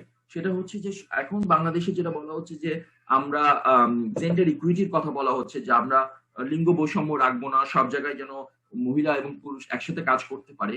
তো এইটা কিন্তু একটা বড় রকমের ডেভেলপমেন্ট হয়েছে। এবং বাংলাদেশের যে গত 5-7 বছরে সাউথ ইস্ট এশিয়াতে যতগুলো দেশ, এরকম আপনারা বেশ অনেকগুলো দেখবেন যে জার্নালে লেখাগুলো এসেছে, Bangladesh is the only country, Bangladesh হচ্ছে একমাত্র দেশ গত 5-6 বছরে যারা সাস্টেইনেবল জিডিপি গ্রোথ ধরে রেখেছে, পজিটিভ জিডিপি গ্রোথ। ইভেন বাংলাদেশের কাছাকাছি যে বড় দেশগুলো আছে, ইন্ডিয়া বলেন কিংবা আরো শ্রীলঙ্কা, ইমার্জিং মার্কেট বলতে পারেন, ইভেন ভিয়েতনামেরও গ্রোথ আছে, কিন্তু খুব বেশি না। কিন্তু বাংলাদেশের কথা বারবার বলা হচ্ছে এই জন্য যে বাংলাদেশ গত 5-7 বছরে জিডিপি গ্রোথ পজিটিভ ধরে রেখেছে। শুধু তা না, even in the year of 2020 প্যান্ডেমিকের এই বছরে যারা অনেকে নেগেটিভে চলে গেছে, বাংলাদেশের গ্রোথ নেগেটিভ না, মানে গত বছরের তুলনায় কমেছে, কিন্তু নেগেটিভে যায়নি, গ্রোথ ভালো আছে। সো এটা খুবই আশান্বিত হওয়ার মতো ঘটনা। এবং বড় বড় ইকোনমিক ফোরাম গুলোতে আলোচনা হচ্ছে বাংলাদেশ হয়তো খুব দ্রুতই উন্নত দেশের কাতারে চলে যাবে। বাই 2030, 30-29 সালের মধ্যে Bangladesh would be one of the biggest economy of world. পৃথিবীর একটা বড় অর্থনৈতিক সিস্টেম হবে হচ্ছে বাংলাদেশ, অর্থনৈতিক জায়গা হবে বাংলাদেশ। তো দেখা যাক, ইনশাল্লাহ আমরা ভালো কিছু পাবো। R&D industry's steady growth has encouraged Bangladesh to set an ambitious export target of 50 billion by 2021. আমাদের R&D যে গ্রোথ কিংবা ডেভেলপমেন্ট, সেটাই কিন্তু আমাদেরকে একটা অ্যাম্বিশিয়াস গ্রোথ তৈরি করতেই করেছে, যে আমরা বাই 2021 আমাদের একটা পোটেনশিয়াল যে বলা হচ্ছে যে 50 বিলিয়নের একটা এক্সপোর্ট করব, সেটা নিয়ে আমরা আশা করতে পারি। ইলেকট্রনিক্স সম্পর্কে বলা হচ্ছে যে manufacturing of semiconductor could be established এর পোটেনশিয়াল কটেজ ইন্ডাস্ট্রি। সেটা হতে পারে বিভিন্ন কন্ডাক্টরস, যে ছোট ছোট কটেজ বেসড কুটির শিল্প আমরা বলতে যেটা বুঝাই, ঠিক ওই টাইপের ইলেকট্রনিক্স এর ছোট কন্ডাক্টর তৈরি করার কিছু তৈরি হতে পারে, ফ্যাক্টরি তৈরি হতে পারে। Bangladesh is going to B the largest cellphone market in south Asia. Bangladesh's experience in basic electronics spans over the last 2 decades. In recent years, European and Asian electronic firms have established technical collaboration with their Bangladesh counterparts to produce some electronic goods at competitive price. This has tremendous potentiality for expansion. বাংলাদেশের এই যে বলা হচ্ছে যে largest cellphone market, আমরা definitely সবাই জানি Samsung এর মতো একটা বলা যেতে পারে ওয়ার্ল্ড রিনাউন্ড ব্র্যান্ডের ফ্যাক্টরি সেলফোন তৈরি হচ্ছে বাংলাদেশে। এবং শুধুমাত্র এমন সেলফোন না, খুব লো এন্ড সেলফোন না, একেবারে হাই এন্ড সেলফোনই তৈরি হচ্ছে বাংলাদেশে। এটা বাংলাদেশের ইকোনমির জন্য না, বাংলাদেশের ইমেজের জন্য আমরা বলবো যে ওয়ার্ল্ড মার্কেটে বিশাল একটা ব্যাপার। এবং ওটার সাথে রিলেটেড আর যেসবের কথা বলা হচ্ছে, বড় বড় কোম্পানিগুলো কোলাবোরেশনে আসছে। আমরা যদি বলি সিমেন্স, যারা আগে ফোনে ছিল, তারা এখন সিমেন্সের মেইন বিজনেস, সিমেন্স এবং স্যামসাং এর আরো বড় বিজনেস আছে কিন্তু শুধুমাত্র মেডিকেল ইকুইপমেন্ট তৈরির জন্য। অনেক high end medical equipment, extra machine থেকে শুরু করে খুব আমরা যে আর্টিফিশিয়াল ইন্টেলিজেন্স এর কথা বলছি, যেটা আমরা পরের স্লাইডে পাবো, ফোর্থ ইন্ডাস্ট্রিয়াল রেভলিউশনে, সে আর্টিফিশিয়াল ইন্টেলিজেন্স বেসড অনেক ইকুইপমেন্ট আছে আপনার স্যামসাং বানানো, মোটরোলার বানানো, যেগুলো অনেক হাই এন্ড ইকুইপমেন্ট, যেগুলো ইউরোপের বাজারে বেশি চলে। তো ওগুলোর প্রোডাকশনের জন্য যে প্ল্যান্ট, সেরকম প্ল্যান্টও কিন্তু বাংলাদেশে হতে পারে, এবং সেগুলো নিয়ে অনেক আলোচনা হচ্ছে। এবং হয়তো সিমেন্স এবং স্যামসাং এর সাথে খুব ভালো বিজনেস হতে পারে খুব সহজেই। ইনফরমেশন টেকনোলজি, হ্যাঁ, আইটি তো অবশ্যই একটা বাংলাদেশের জন্য খুব ভালো একটা সেক্টর, যেটা খুব দ্রুত উঠে আসছে। Investment in mostly confined in information processing, তা ঠিক, এখন পর্যন্ত ইনফরমেশন প্রসেসিং এর মধ্যেই আছে, but Bangladesh is a cheaper and rapidly growing IT workforce. খুব দ্রুত বলা যেতে পারে বাড়ছে বাংলাদেশের যে আইটি সেক্টরে যে লোকজন আছে সেটা থেকে শুরু করে, এবং যে ইনভেস্টমেন্ট আছে সবকিছু। Government is keen to in establishing IT-related infrastructure for the development of the industry. Government খুবই এই ব্যাপারে উৎসাহী এবং আশা বলা যেতে পারে আশা করছে যে খুব দ্রুত আইটি ইন্ডাস্ট্রিটা আরো বড় হবে, ডেভেলপ হবে এবং গভর্নমেন্ট এই ব্যাপারটাতে এম্পাওয়ার করার জন্য, হেল্প করার জন্য গভর্নমেন্ট খুবই উৎসাহী। Availability of substantial number of qualified and experienced young people in various branches of engineering, science, and technologies have opened up this scape of profitable investment of these sectors. Comparatively short training period and low investment have made such ventures highly profitable. এই যত রকমের আইটির আমাদের এর কথা বলা হচ্ছে, এর মধ্যে যেটা হচ্ছে যে সায়েন্স এন্ড টেকনোলজি বেস শুধুমাত্র প্রফেশনাল এবং ইয়াং এন্টারপ্রেনার তৈরি হচ্ছে না, এদের মধ্যে অনেক ইনস্টিটিউশনও আছে আমাদের বাংলাদেশে যেগুলো তৈরি হচ্ছে যারা খুব শর্ট টার্ম ট্রেনিং এরও ব্যবস্থা করছে। সো আমরা যদি আগে বলি পলিটেকনিক ইনস্টিটিউট গুলোর কথা, যদি বলি পলিটেকনিক ইনস্টিটিউট গুলো যারা টার্গেট গ্রুপ যদি বলা হচ্ছে যে টিজি, তারা ছিল এসএসসি অথবা এইচএসসির আগের লেভেল পর্যন্ত যেসব স্টুডেন্ট ছিল যারা বলা যেতে পারে একেবারে বিসিএস বিএসসি ইঞ্জিনিয়ারিং এ না যেয়ে তারা ডিপ্লোমা ইঞ্জিনিয়ারিং এ যেত, সেইখানে কিন্তু আর্টিফিশিয়াল ইন্টেলিজেন্সের যে রোবোটিক্স সেখানে এই সাবজেক্টটা অ্যাড করা হয়েছে। আপনারা হয়তো জেনে থাকবেন সবগুলো পলিটেকনিকে। সো এইটা হচ্ছে ভিশনারি, যে আমরা যখন একটা দেশের লিডারশিপ যখন ভালো থাকবে, যখন আপনার যারা টপ লেভেলে থাকবেন তারা যখন দেশটাকে নিয়ে সত্যি চিন্তা করবেন, you will have the result. পলিটেকনিকে যখন রোবোটিক্স কে অ্যাড করা হয়েছে, তার মানে কি যে এটা ধারণা করা হয়েছে যে রোবোটিক্স এর মতো একটা সাবজেক্ট এইটা ওয়ার্ল্ড এর সামনের সময়টাতে রুল করতে যাচ্ছে। সো রোবোটিক্স আমরা অনেকে এখন করতে গুরুত্ব দিচ্ছি না, বাট সামনের সময়গুলো আসলে এটার উপরে ডিপেন্ডেন্ট হবে। A number of Bangladeshi IT firms are interested in finding international investors and collaborators in various sub-sectors.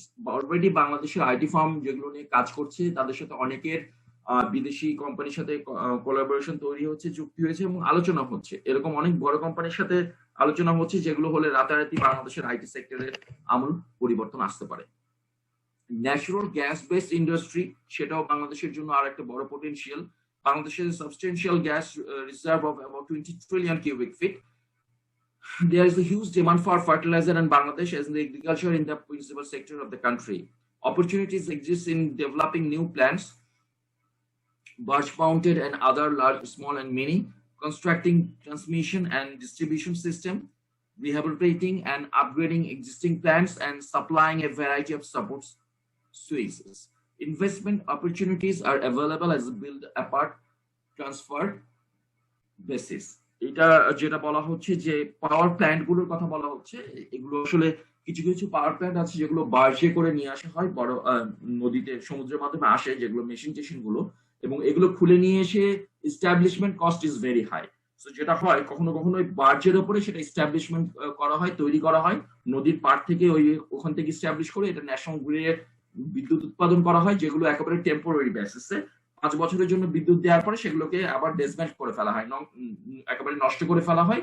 সেগুলো আবার ওই যে লোহার জিনিসপত্রগুলো আছে সেগুলো আবার এগুলো স্ক্র্যাপ করে বিক্রি করে ফেলা হয়। সো এটাকে একদম বিল্ড অপারেট ট্রান্সফার বিওটি বলা হচ্ছে, এইভাবেই এই পদ্ধতিতেই করা হয়। সো ন্যাচারাল গ্যাস বেস ইন্ডাস্ট্রির মধ্যে বড় একটা ইন্ডাস্ট্রি হচ্ছে বলা হচ্ছে আমাদের যে পাওয়ার জেনারেশন, কিংবা যেগুলো প্রাইভেট সেক্টরে যেগুলো পাওয়ার জেনারেশন এরকম আছে সেগুলো লং টার্ম শর্ট টার্ম গভর্নমেন্টের সাথে চুক্তি করে সেভাবে করে অনেকে। ফ্রোজেন ফুডের ইন্ডাস্ট্রি অনেক বড় এবং বাড়ছে দিন দিন, এবং বাংলাদেশের ক্ষেত্র অনেক বিশাল, ভবিষ্যৎ অনেক উজ্জ্বল। Government is promoting semi intensive shrimp farming. Shrimp farming তো আগে থেকে আছে বাংলাদেশের, যেটা ফ্রোজেন আমরা চিংড়ি মাছ বিদেশে রপ্তানির যে ব্যাপারটা সেটা রয়েছে, কিন্তু এটার বাইরে কি বলা হচ্ছে, fish and prawn exports গ্রিউ at the average 20% in the past decade. তো আমাদের গত যদি বলা হয় যে 1 দশকে 20% লেভেল এটা গ্রো করা হয়েছে। Shrimp processing and exporting industry in the largely dominated by the smaller unorganized sector. Shrimp processing এর জন্য যেটা বলা হচ্ছে, আমরা যদি বলে থাকি যে এই ইন্ডাস্ট্রিতে, চিংড়ি মাছের যে ইন্ডাস্ট্রিতে সবচেয়ে বড় সমস্যা হয় সেটা হচ্ছে এটার অর্গানাইজড ওয়েতে হচ্ছে না, এখন পর্যন্ত অর্গানাইজ ওয়েতে এই কাজটা আগাচ্ছে না, এবং এটা অর্গানাইজ না হওয়ার কারণে এটা খুবভাবে একটা বড় হতে পারেনি। কিন্তু এটা যদি অর্গানাইজ ওয়েতে করা যায় তাহলে frozen food export in the second largest export country of the country, এটা সেকেন্ড লার্জেস্ট এক্সপোর্টের অংশ ফ্রোজেন ফুডটা এখনো, কিন্তু সেটা এখনো ওইভাবে তৈরি হয়নি। লেদার বেস ইন্ডাস্ট্রি আর একটা ভালো ক্ষেত্র যেটা আমাদের কাজে লাগতে পারে পরবর্তীতে, এবং এখনো একটা ভালো পটেনশিয়াল আছে। আমরা এখানে লাইন বাই লাইন আমি এখনই পড়ছি না, আমরা একটু ধারণা দিই। যেমন বলা হচ্ছে adequate government support in the form of tax holidays, duty free imports and raw materials and machinery for export oriented leather market। Government যথেষ্ট সাপোর্ট দিচ্ছে এবং এটার জন্য প্রয়োজনীয় ব্যবস্থা নেওয়া হয়েছে, প্রয়োজনীয় র ম্যাটেরিয়ালও আছে। কিন্তু এটা এখন যেটা হচ্ছে ডোমেস্টিক টেকনোলজি, এটার ঘাটতি রয়েছে। লেদার মার্কেটে একটা ডোমেস্টিক টেকনোলজি ঘাটতি রয়েছে, যে টেকনোলজি ডেভেলপমেন্টের সাথে। স্যার আমি একটু অসুস্থ, আমি কি লিভ নিতে পারি? প্লিজ প্লিজ প্লিজ, অবশ্যই পরে এটার ইয়ে পেয়ে যাবেন, আপনারা শেয়ার করে তখন দেখবেন, কোনো অসুবিধা থাকলে যোগাযোগ করবেন। জি, থ্যাংক ইউ, অবশ্যই। তো এই ডোমেস্টিক টেকনোলজিতে সেই এক্সপার্টিস তৈরি হয় নাই এখনো লেদার মার্কেটে, এবং সেই জায়গাগুলোতে যদি ডেভেলপমেন্ট আসে তাহলে ভালো হবে। সিরামিকেও তাই, সিরামিকের স্কিল ম্যান পাওয়ার এবং ভালো ইনভেস্টমেন্টের জায়গাও রয়েছে এখানে। টেবলওয়্যার ইন্ডাস্ট্রি এবং আরো অনেকই আছে, এবং বাংলাদেশের এই সিরামিক কিন্তু পৃথিবীর বিভিন্ন দেশে এক্সপোর্টও হয়। কিন্তু যেটা হচ্ছে যে বাংলাদেশের গ্যাস, ক্লিন রিজার্ভ গ্যাস, যেটা সিরামিক পোড়ানোর জন্য, সেটাও অনেক ভালো, শুধুমাত্র এটার রাইট ওয়েতে ইনভেস্টমেন্টটা দরকার। লাইট ইঞ্জিনিয়ারিং আর একটা ভালো এক্সপোর্টের ক্ষেত্র হতে পারে বাংলাদেশের জন্য। এখানে অনেক ইন্ডাস্ট্রির পোটেনশিয়াল আছে। সিগনিফিকেন্ট কটেজ ইন্ডাস্ট্রিতে engage in similar electronic goods, ছোট ছোট ইলেকট্রনিক গুডস এর অনেক জায়গা রয়েছে যেগুলো বাংলাদেশের কাজ হতে পারে। অ্যাগ্রোবেজ ইন্ডাস্ট্রি আমরা যেটা আলোচনা করছিলাম, যে fruit এবং vegetable production has increased significantly in recent years. খুবই গুরুত্বপূর্ণ একটা তথ্য, আপনারা বিভিন্ন জায়গায় সার্চ করলে আপনারা এটা দেখতে পারবেন যে এই ইন্ডাস্ট্রি গুলো খুব বেশি বলা যেতে পারে যে ব্যাপকতা লাভ করেছে গত কয়েক বছরে। বাংলাদেশে এখন মোটামুটি পৃথিবীর অনেক দেশের ফল লোকালি তৈরি হচ্ছে এবং ভালো পাওয়া যায়, এবং অনেক কম দামে, তুলনামূলক অনেক কম দামে বিদেশি ফল এদেশের মানুষ পায়, দেখতে পাচ্ছে, খেতে পারছে, এবং এই ইন্ডাস্ট্রিটা তৈরি হয়েছে। এখন যেটা হচ্ছে গভর্নমেন্টও এটা দিয়ে খুব বেশি গুরুত্ব দিচ্ছে, এবং এটার জন্য যাবতীয় ট্রেনিং প্রোগ্রামের ব্যবস্থা করা হচ্ছে বিভিন্ন এনজিও দের মাধ্যমে।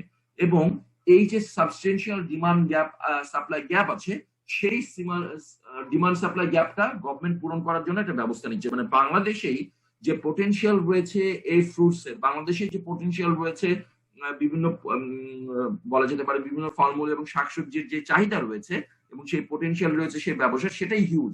এটা ফিল আপ করার পরে বাই দিস টাইম কিন্তু ইউরোপের বিভিন্ন মার্কেটে, আমেরিকাতে অথবা এশিয়ার অন্যান্য ডেভেলপ কান্ট্রিতে কিন্তু বাংলাদেশের ফ্রোজেন এই শাকসবজি ফলমূল যায়। কিন্তু এটার বাইরে যদি পোটেনশিয়াল অনুযায়ী যদি আরো বেশি চাষাবাদ হয় এবং ফলন হয়, সেটা সবার জন্য ভালো হবে। ভ্যালু চেইন, ভ্যালু চেইনটা কি বলা হচ্ছে? ভ্যালু চেইন সম্পর্কে আমরা এখানে সেটাই লেখা আছে। ভ্যালু চেইন হচ্ছে একটা প্রোডাক্টের প্রথম থেকে শুরু পর্যন্ত একেবারে প্রোডাক্টের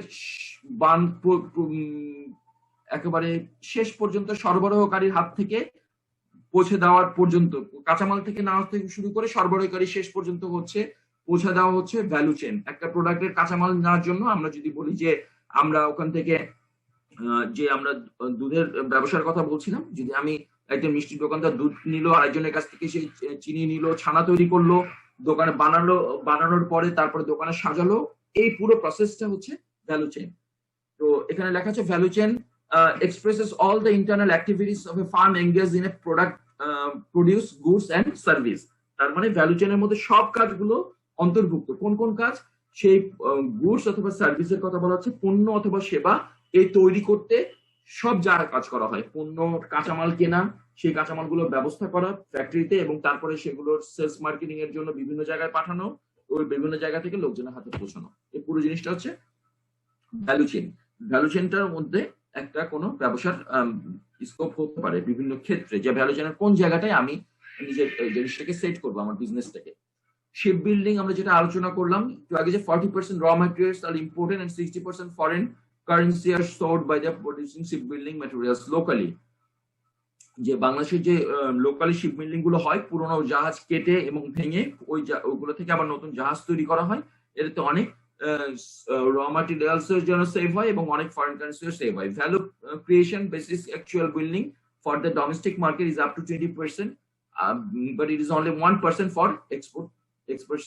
বলা হচ্ছে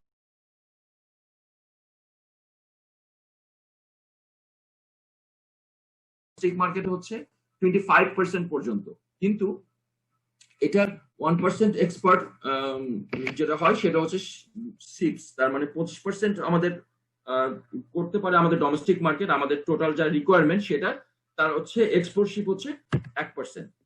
তবে শিপ বিল্ডিং, তারপরে আমরা যেটা বললাম যে গ্যাস, ন্যাচারাল গ্যাস বেস যে ইন্ডাস্ট্রি, এগুলো একটু হাই এন্ড বিজনেস, মানে এগুলোর একটু ইনভেস্টমেন্ট অনেক বেশি, একটু বেশি লাগে।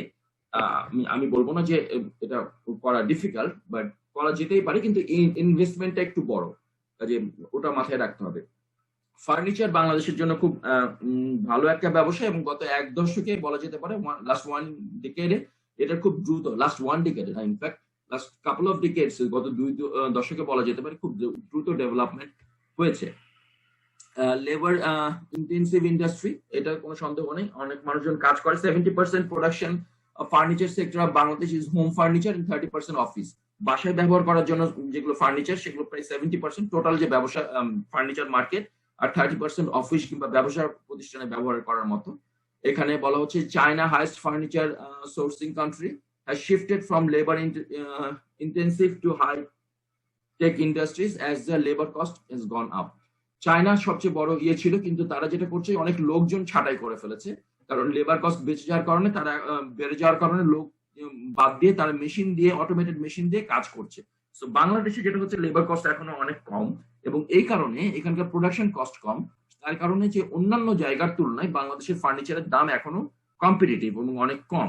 কাজে এটার মান এবং বাজার যদি ঠিক করা যায়, আন্তর্জাতিক মার্কেটেও এটার একটা বড় মার্কেট রয়েছে, সম্ভাবনা রয়েছে। Domestic furniture market has been growing at the rate of 15 to 20% ইয়ার, 15 থেকে 20% রেটে পার্সেন্ট করে প্রতি বছর এটা কিন্তু গ্রোথ করছে বাংলাদেশের ডোমেস্টিক যে মার্কেট সেটা। সো আন্তর্জাতিক মার্কেটে যাওয়ার জন্য বাংলাদেশের এখন কিছু সময় দরকার, এবং সেরকম ইনফ্রাস্ট্রাকচার থাকলে এবং ব্র্যান্ড ভ্যালু তৈরি করতে পারলে তাহলে সেটা তৈরি করা সম্ভব। রিসাইক্লিং প্লাস্টিক তো বাংলাদেশের বড় ইন্ডাস্ট্রি হয়ে উঠছে বটেই। আমরা জানি যে বেশ কিছু কোম্পানি রয়েছে যারা রিসাইক্লিং করে। বাংলাদেশের প্রাণ আরএফএল এর কথা যদি বলি, তাদের প্রোডাক্ট লাইনের শেষ নেই, কত রকমের যে প্রোডাক্ট রয়েছে, কত রকমের যে পণ্য রয়েছে, তার শেষ নেই। অনেক রকমের প্লাস্টিক পণ্য তৈরি হয়, এবং তারা কিন্তু এটা রিসাইকেল প্লাস্টিক থেকেই তৈরি করে। সো ইউজ করা প্লাস্টিক কিংবা অন্য সবগুলো প্লাস্টিক থেকে তারা তৈরি করে, এবং অনেক কম দামে অনেক জিনিস পাওয়া যায়। তো শুধুমাত্র আরএফএল না, আমরা যদি দেখে রাখি যে এরকম নাম না জানে এরকম অনেক কোম্পানি রয়েছে। নাম না জানে এই অর্থে যে এখনো হয়তো সেভাবে জাতীয় পর্যায়ে সেই কোম্পানি প্রতিষ্ঠা পায়নি, কিন্তু নির্দিষ্ট একটা ছোট বাজারে কিংবা একটা এরিয়াতে তারা ব্যবসা করছে প্লাস্টিকের। তো এটাও একটা বড় রকমের ইন্ডাস্ট্রি হতে পারে। এখানে একটা তথ্য দেওয়া আছে, in Germany they give you 25 cents for every can or plastic bottle if you recycle. It's a refund of a deposit you paid when purchasing the item. This is just one of the reasons the streets are so clean and wonderful incentive to recycle. বলা হচ্ছে যে জার্মানিতে এরকম একটা ইয়ে আছে যে আমরা যখন কোনো পণ্য কিনছি, যদি একটা প্লাস্টিকের বোতল কিংবা পানি কেনার পরে, পানি খাওয়ার পর প্লাস্টিকের বোতলটা যদি রিসাইকেল করে ফেলি, তার এখন 25 সেন্ট, 25 পয়সা বাংলাদেশি টাকায়, 25 টাকার খানিকটা বেশি হবে, ইউরো ইউজ করে জার্মানি, তো ততক্ষণ টাকা ফেরত দেওয়া হয়।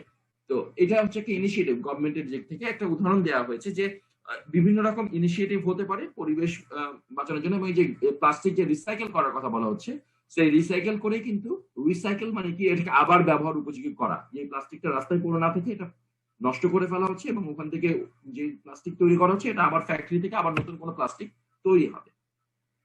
সোলার পাওয়ার ইজি বাইক বা রিক্সা, এটা বাংলাদেশের ইদানিংকালে তৈরি হওয়া অনেক ভালো একটা ইন্ডাস্ট্রির একটা। সেটা হচ্ছে সবচেয়ে বড় বেনিফিট হচ্ছে এটা পরিবেশ দূষণ করে না, কার্বন ডাই অক্সাইড যেটা গ্যাস থেকে গাড়ি থেকে বেরোয় সেটা হয় না। ব্যাটারি থেকে চালিত হওয়াতে সেটা মেকানিক্যাল জিনিসটা যুক্ত হয়েছে, কাজে মানুষকে প্যাডেল করে রিক্সা চালানোর ব্যাপারটা অনেক শ্রম সাপেক্ষ, ক্লান্তিকর এবং খানিকটা সময় সাপেক্ষ ছিল, সেই ঝামেলা থেকে মুক্ত হওয়া গেছে। এবং এই ইভিটা যেটা হচ্ছে, ইলেকট্রিক ভেহিকেল গুলো হচ্ছে পরিবেশ বান্ধব, শব্দও তৈরি হচ্ছে না এবং কার্বন ডাইঅক্সাইড নির্গত হচ্ছে না, কারণ সব দিক থেকেই এটা অনেক ভালো। এবং সোলার পাওয়ারের সাথে, সোলার পাওয়ার গাড়ি ভেহিকেল গুলোর সাথে অনেক ধরনের বিজনেস জড়িয়ে আছে। সেটা ব্যাটারি বিজনেস হতে পারে, এই সোলার ভেহিকেল গুলোর সার্ভিসিং হতে পারে, সোলার ইলেকট্রিক ভেহিকেল গুলোর সেলস সেন্টার হতে পারে, অনেক কিছু। ওকে, তো আমাদের সেকেন্ড সেশনটা ছিল এটা। আমাদের আর একটা সেশন আছে, ফোর্থ ইন্ডাস্ট্রিয়াল রেভলিউশন। আমরা ফোর্থ ইন্ডাস্ট্রিয়াল রেভলিউশনটা আমরা করে নিতে চাই। ওটা করার পরে আমরা দেন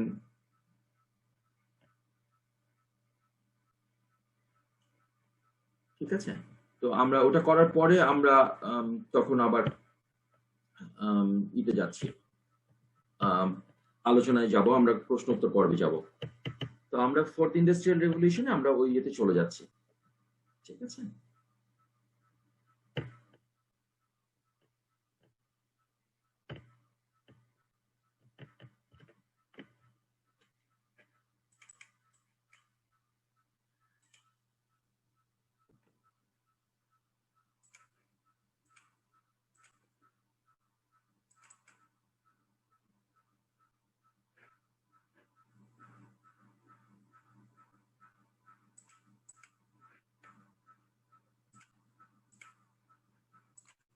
আমরা এখন চতুর্থ শিল্প বিপ্লব পড়ব।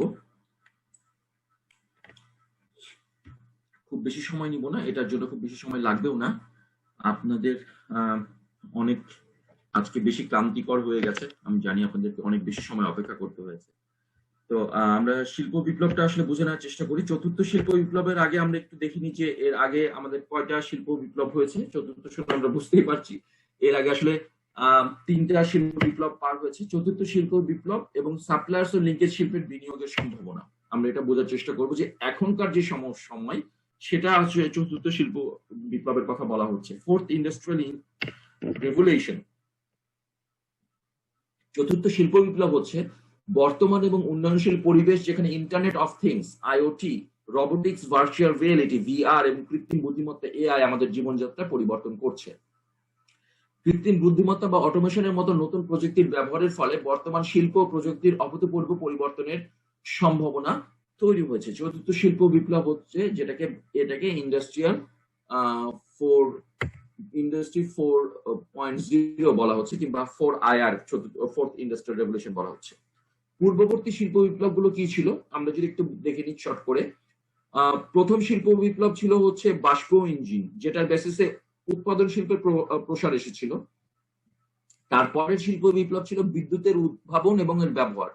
এটার কারণে বাষ্প ইঞ্জিনের সাথে সাথে যখন বিদ্যুৎ উৎপাদন তৈরি হলো, ব্যবহার শুরু হলো, তখন উৎপাদন শিল্পে আরো বড় রকমের পরিবর্তন আসলো, কম সময়ে বেশি পণ্য উৎপাদন করা সম্ভব হলো।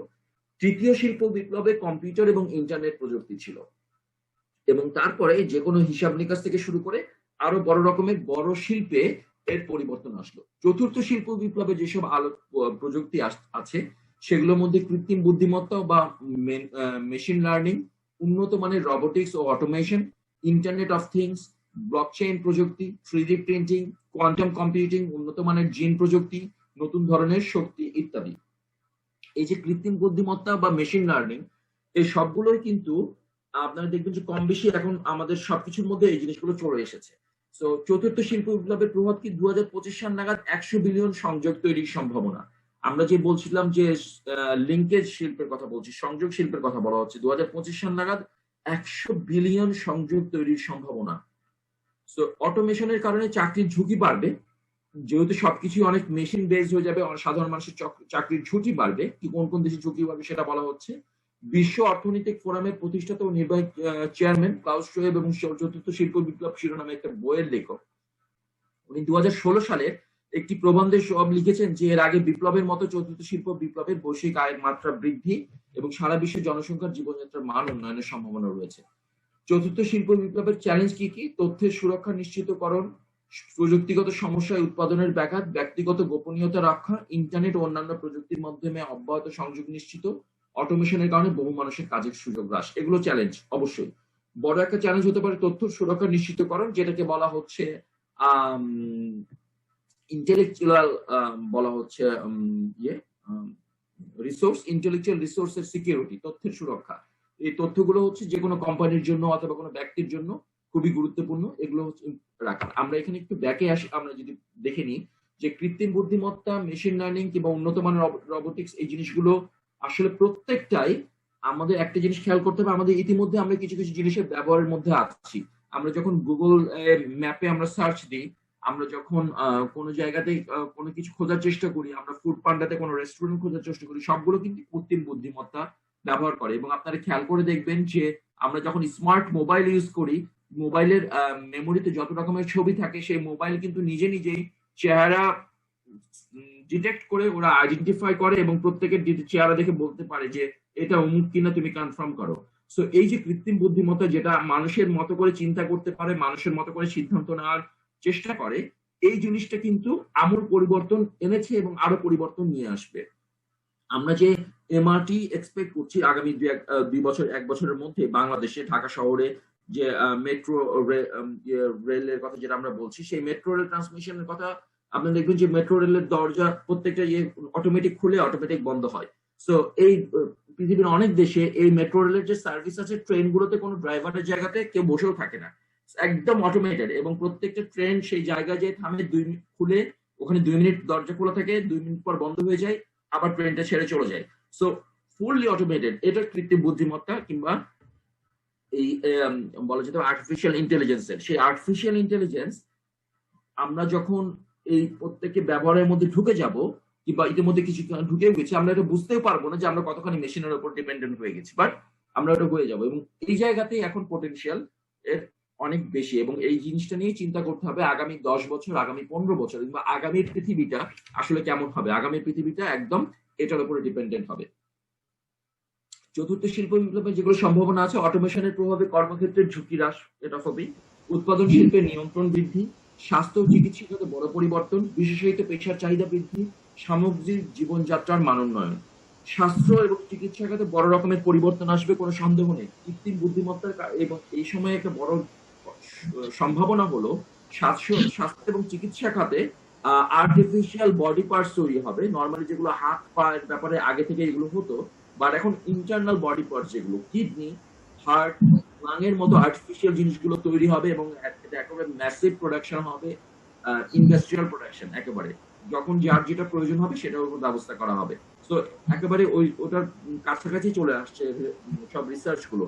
আর একটা খুব অবাক হওয়ার মতো অভূতপূর্ব রিসার্চ রেজাল্ট হচ্ছে ওয়েদার কন্ট্রোল। এখন যেটা আসছে সেটা হচ্ছে চায়না কৃত্রিম বুদ্ধিমত্তার মাধ্যমে, ওরা চায়না ক্লেম করছে 2008 সালে ওদের ওখানে যে অলিম্পিক হয়েছিল, সেই অলিম্পিকে ওরা আকাশ পরিষ্কার রেখেছিল ওই সময়টাতে, যেন তখন, এবং আর্টিফিশিয়ালি তারা এটা করেছিল কৃত্রিম বুদ্ধিমত্তার মাধ্যমে, এবং তারা কন্ট্রোল করে রেখেছিল যেন কোনো রকম মেঘ না হয়, বৃষ্টি না হয়, ওয়েদার যেন খারাপ না হয়। এবং চায়না ক্লেম করছে যে 2025 সালের মধ্যে বড় একটা জিওগ্রাফিক্যাল এরিয়া, মানে চায়না অনেক বড় দেশ, পুরো দেশটাকেই দেশের আবহাওয়া কন্ট্রোল করার মতো ওদের অবস্থা তৈরি হয়ে যাবে। তার মানে আমরা যদি চিন্তা করি যে যখন আমার দেশে বৃষ্টি হওয়ার কথা, আমার কৃষির জন্য, যখন আমার ধানের জন্য বৃষ্টি হওয়ার কথা, ওই সময় কোনো কারণে বৃষ্টি হচ্ছে না, তো আমার কাছে এমন প্রযুক্তি আছে যেটার মাধ্যমে আমার কৃষি কর্মকর্তারা বললেন যে হ্যাঁ আজকে বৃষ্টি হওয়া দরকার, সেভাবে ব্যবস্থা করা হলো, আজকে সেখানে বৃষ্টি হলো। আমার কাছে এখন শুনে খুবই অবাক লাগছে, বাট এটা খুব বেশি দূরে না যে পরিস্থিতি এমনই হবে। কাজে ইনফ্যাক্ট তখন সব বিষয়ে পরিবর্তন আসবে, জীবনযাত্রার মানেই শুধু না, মানুষের চিন্তা ভাবনাতেও। কাজে আমাদেরকে আগামীর পৃথিবীটা চিন্তা করে নিয়ে আমাদের পরিকল্পনা করতে হবে যে আমরা আসলে কোন জায়গায় আমাদের ব্যবসার সম্ভাবনা দেখতে পাচ্ছি এবং কোন জায়গায় ব্যবসা করতে চাই। চতুর্থ শিল্প বিপ্লবে কি বলা হচ্ছে যে এটি প্রথম 3টে শিল্প বিপ্লব দ্বারা স্থাপিত ভিত্তির উপরে গড়ে উঠেছে। খুবই স্বাভাবিক। 1800 শতকে বাষ্প ইঞ্জিন আবির্ভাব হওয়ার পরে প্রথম শিল্প বিপ্লবের নেতৃত্ব, উৎপাদন প্রথমবারের মতো যান্ত্রিকতা অনুমতি দেয়, এবং মানুষ ক্রমবর্ধমান হয়ে আস্তে আস্তে শহরে হয়ে ওঠে। প্রযুক্তির এই ঝড়ের ফলে চতুর্থ শিল্প বিপ্লব আমাদের জীবনযাত্রার পরিবর্তনশীল পরিবর্তনের পথ প্রশস্ত করেছে, এবং প্রায় প্রতিটি ব্যবসায়িক খাতকে আমূল ভাবে পরিবর্তন করছে এবং খানিকটা বিঘ্নিত করছে বলা যেতে পারে। এটা একটা অভূতপূর্ব ঘূর্ণিঝড় গতিতে ঘটছে। আর্টিফিশিয়াল ইন্টেলিজেন্স, এআই, এমন কম্পিউটার বর্ণনা করে যা মানুষের মতো চিন্তা করতে পারে, জটিল প্যাটার্ন শনাক্ত করা, তথ্য প্রক্রিয়াকরণ এবং উপসংহার আঁকা এবং সুপারিশ করা। নতুন গঠনামূলক প্রযুক্তি কম্পিউটারকে আরো স্মার্ট করে তুলেছে। কম্পিউটারের যে আমরা কাজ সাধারণত জানি যে টাইপ করা, এখন ইমেল পাঠানো কিংবা কিছু, এটার বাইরেও কম্পিউটার আরো অনেক বেশি দক্ষ হচ্ছে এবং কাজ করতে পারছে। ভার্চুয়াল রিয়েলিটি, নিমজ্জিত ডিজিটাল অভিজ্ঞতা বলা হচ্ছে ভিআর। আমরা জানি ভার্চুয়াল রিয়েলিটি কি, আমরা জাস্ট মোবাইলের সাথে আমরা যদি চোখে পড়ে দিই, আমরা মনে হয় যে আমরা ঠিক সেই জায়গাটাই রয়েছি। রবোটিক্স বলতে ব্যক্তিগত বা বাণিজ্যিক ব্যবহারের জন্য রবোটের নকশা, উৎপাদন এবং ব্যবহারকে বোঝায়। যদিও আমরা এখনো প্রতিটি বাড়িতে রবট সহকারী দেখতে পাইনি, প্রযুক্তিগত অগ্রগতি রবটটাকে ক্রমবর্ধমানভাবে জটিল এবং অত্যাধুনিক করে তুলেছে। তার উৎপাদন, স্বাস্থ্য এবং নিরাপত্তা এবং মানব মতামত হিসেবে বিস্তৃত ক্ষেত্র হিসেবে ব্যবহৃত হচ্ছে। আমরা এখনো যদিও প্রতিটি বাড়িতে রবট সহকারী দেখতে পাইনি, এটা আমাদের দেশে পাইনি, কিন্তু পৃথিবীর উন্নত দেশে এরকম অনেক জায়গাতে সেটা আছে। এবং মজার ব্যাপার হলো যে বাংলাদেশেও এটা খুব সহজেই হতে যাচ্ছে। ছোট ছোট রবট ডোমেস্টিক কাজের জন্য, বাসার কাজের জন্য আমরা নিজেরাই ব্যবহার করব। এবং জাপানে যেরকম আছে প্রত্যেকটা কমিউনিটিতে রবট ঠিক করার জন্য এবং ছোট ছোট খেলনা ঠিক করার জন্য, কিছু কিছু জাপানের যেসব বয়স্ক মানুষ আছেন যারা রিটায়ার্ড পার্সন, তারা চেয়ার টেবিল নিয়ে বসে থাকে, তারা ফ্রি অফ কস্ট, কোনো মানে তাদের কোনো কাজ নেই, তারা সারাদিন চেয়ার টেবিলে বসে বসে তাদের খেলনাগুলো ঠিক করে দেয়। বিভিন্ন বাচ্চারা তাদের নষ্ট খেলনা রবট নিয়ে আসে, তারা বসে বসে ঠিক করে দেয়। তো আমাদের ব্যাপারটা এখন যেরকম যে আমরা যে জিনিসের কথা ভাবছি, যে রবটের কথা ভাবছি, রবট ঠিক করে দেওয়া, রবট সার্ভিসিং এরও একটা দোকান হতে পারে, যেটা আমাদের কাছে এখন খুব অবাক লাগছে। বা সেই সার্ভিসিং এর দোকান হতে বাংলাদেশে আর 10 বছরও লাগবে না। 3D প্রিন্টিং বাংলাদেশের জন্য একটা বড় প্রসপেক্ট নিয়ে এসেছে, যদিও এটা অনেকখানি কস্টলি, কিন্তু 3D প্রিন্টিং দিয়ে আসলে এখন অনেক জিনিস তৈরি হচ্ছে। ইভেন দুবাই এক মিউজিয়াম তৈরি হচ্ছে, যে মিউজিয়ামটা তৈরি হবে 3D প্রিন্টিং। কাজে 3D প্রিন্টিং খুব কম সময়ে যে কোনো একটা স্ট্রাকচার তৈরি করে দেওয়া যাচ্ছে। নতুন সবগুলো প্রযুক্তি যা সম্ভব তা পরিবর্তন করে, তারা গ্রাহকদের প্রত্যাশাও বদলে দিচ্ছে। সেলসফোর্স রিসার্চের একটি বৈষয়িক জরিপে দেখা গেছে যে জরিপ করা বেশিরভাগই বিশ্বাস করে যে এই প্রযুক্তি, তারা যে অভিজ্ঞতা সক্ষম, তা 5 বছরের মধ্যে কোম্পানিগুলোর সাথে তাদের মিথস্ক্রিয়ায় রূপান্তর করবে। এখানে একটা খুব মজার তথ্য দেওয়া আছে, বলা হচ্ছে ফোর্থ ইন্ডাস্ট্রিয়াল রেভলিউশনে কি কি ধরনের পরিবর্তন হচ্ছে, এবং এই পাশে তথ্যগুলো লেখা আছে। সেগুলোতে আমরা যদি দেখি যে একেবারে নীল রঙের যেটা, সেগুলো অলরেডি ট্রান্সফর্ম হয়ে গেছে, ট্রান্সফর্ম হচ্ছে, আবার হালকাটা আর তার চেয়ে বেশি হচ্ছে উইল ট্রান্সফর্মিং। এটা আসলে আপনারা একটু দেখলে বুঝতে পারবেন নিজেরা, আমি এখন এটা বর্ণনা দিচ্ছি না। সো আমরা আমাদের আজকের 3টা সেশন শেষ করেছি। অনেক রাত হয়ে গেছে, আমি দুঃখিত। আজকে আসলে শুরু করতে অনেক সময় নিয়ে ফেলেছি আমি। সো আমি এখন যেতে চাই, আপনাদের যে কোনো বিষয় নিয়ে যদি কোনো প্রশ্ন থাকে আমরা আলোচনা করব। কারো যদি কোনো প্রশ্ন থাকে, আমরা 3টা বিষয় কভার করেছি একটু রিফ্রেশমেন্টের জন্য। যে আমরা প্রথমে সাপ্লাই লিঙ্কেজ নিয়ে পড়েছি, সাপ্লাই লিঙ্কেজ যে সুবিধা কোনটা হতে পারে, নির্বাচনের জন্য কি হতে পারে, এবং সাপ্লাই লিঙ্কেজের সাথে সাথে কি কি ব্যবসার পোটেনশিয়াল বাংলাদেশে আছে সেগুলো পড়েছি। আর ফোর্থ ইন্ডাস্ট্রিয়াল রেভলিউশন যেটা আমরা বলেছি 4IR, সেটা হচ্ছে এখনকার যে সময়, সেটার সাথে আমরা প্রেক্ষিতে বোঝার চেষ্টা করেছি যে আমাদের আগামীর যে 5 বছর, আগামীর 10 বছর কিংবা আগামী পৃথিবীটার সাথে আমার বাংলাদেশের যে অর্থনৈতিক সম্ভাব্য পরিবর্তন, সেটার সাথে আসলে আমরা নিজেদেরকে কিভাবে খাপ খাওয়াতে পারি। তো আজকের আলোচনার বিষয় ছিল এটাই, যে এখনকার বাংলাদেশের সম্ভাব্য ব্যবসার ক্ষেত্র এবং ভবিষ্যতের সময়টা কি হতে পারে সেগুলো নিয়ে। আমি জানতে চাইবো আপনাদের যদি এখন কারো কোনো বিষয়ে কোনো প্রশ্ন থেকে থাকে, আমরা আলোচনা করব। প্রশ্ন না, যদি আপনার কাছে কোনো তথ্য থেকে থাকে যেটা আপনি শেয়ার করতে চান, আমরাও জানতে পারবো, সবাই উপকৃত হবে, সেটাও হতে পারে। আমরা একটু আলোচনা করব এবং তারপরে হয়তো আমরা ক্লাস শেষ করতে পারি। কেউ যদি কিছু বলতে চান। ধন্যবাদ। সালাম আলাইকুম স্যার, জুয়েলারি বিষয়টা একটু বলেন। জুয়েলারির জন্য বাংলাদেশের প্রসপেক্ট হচ্ছে, জুয়েলারিতে এখন আপনি কি যদি আপনি জানা আছে নিশ্চয়ই, তারপরে বলি যে ইন্ডিয়া হচ্ছে পৃথিবীর লিডিং কান্ট্রি, যেটা জুয়েলারি মার্কেটের 90% এর কাছাকাছি শেয়ার ধরে রেখেছে।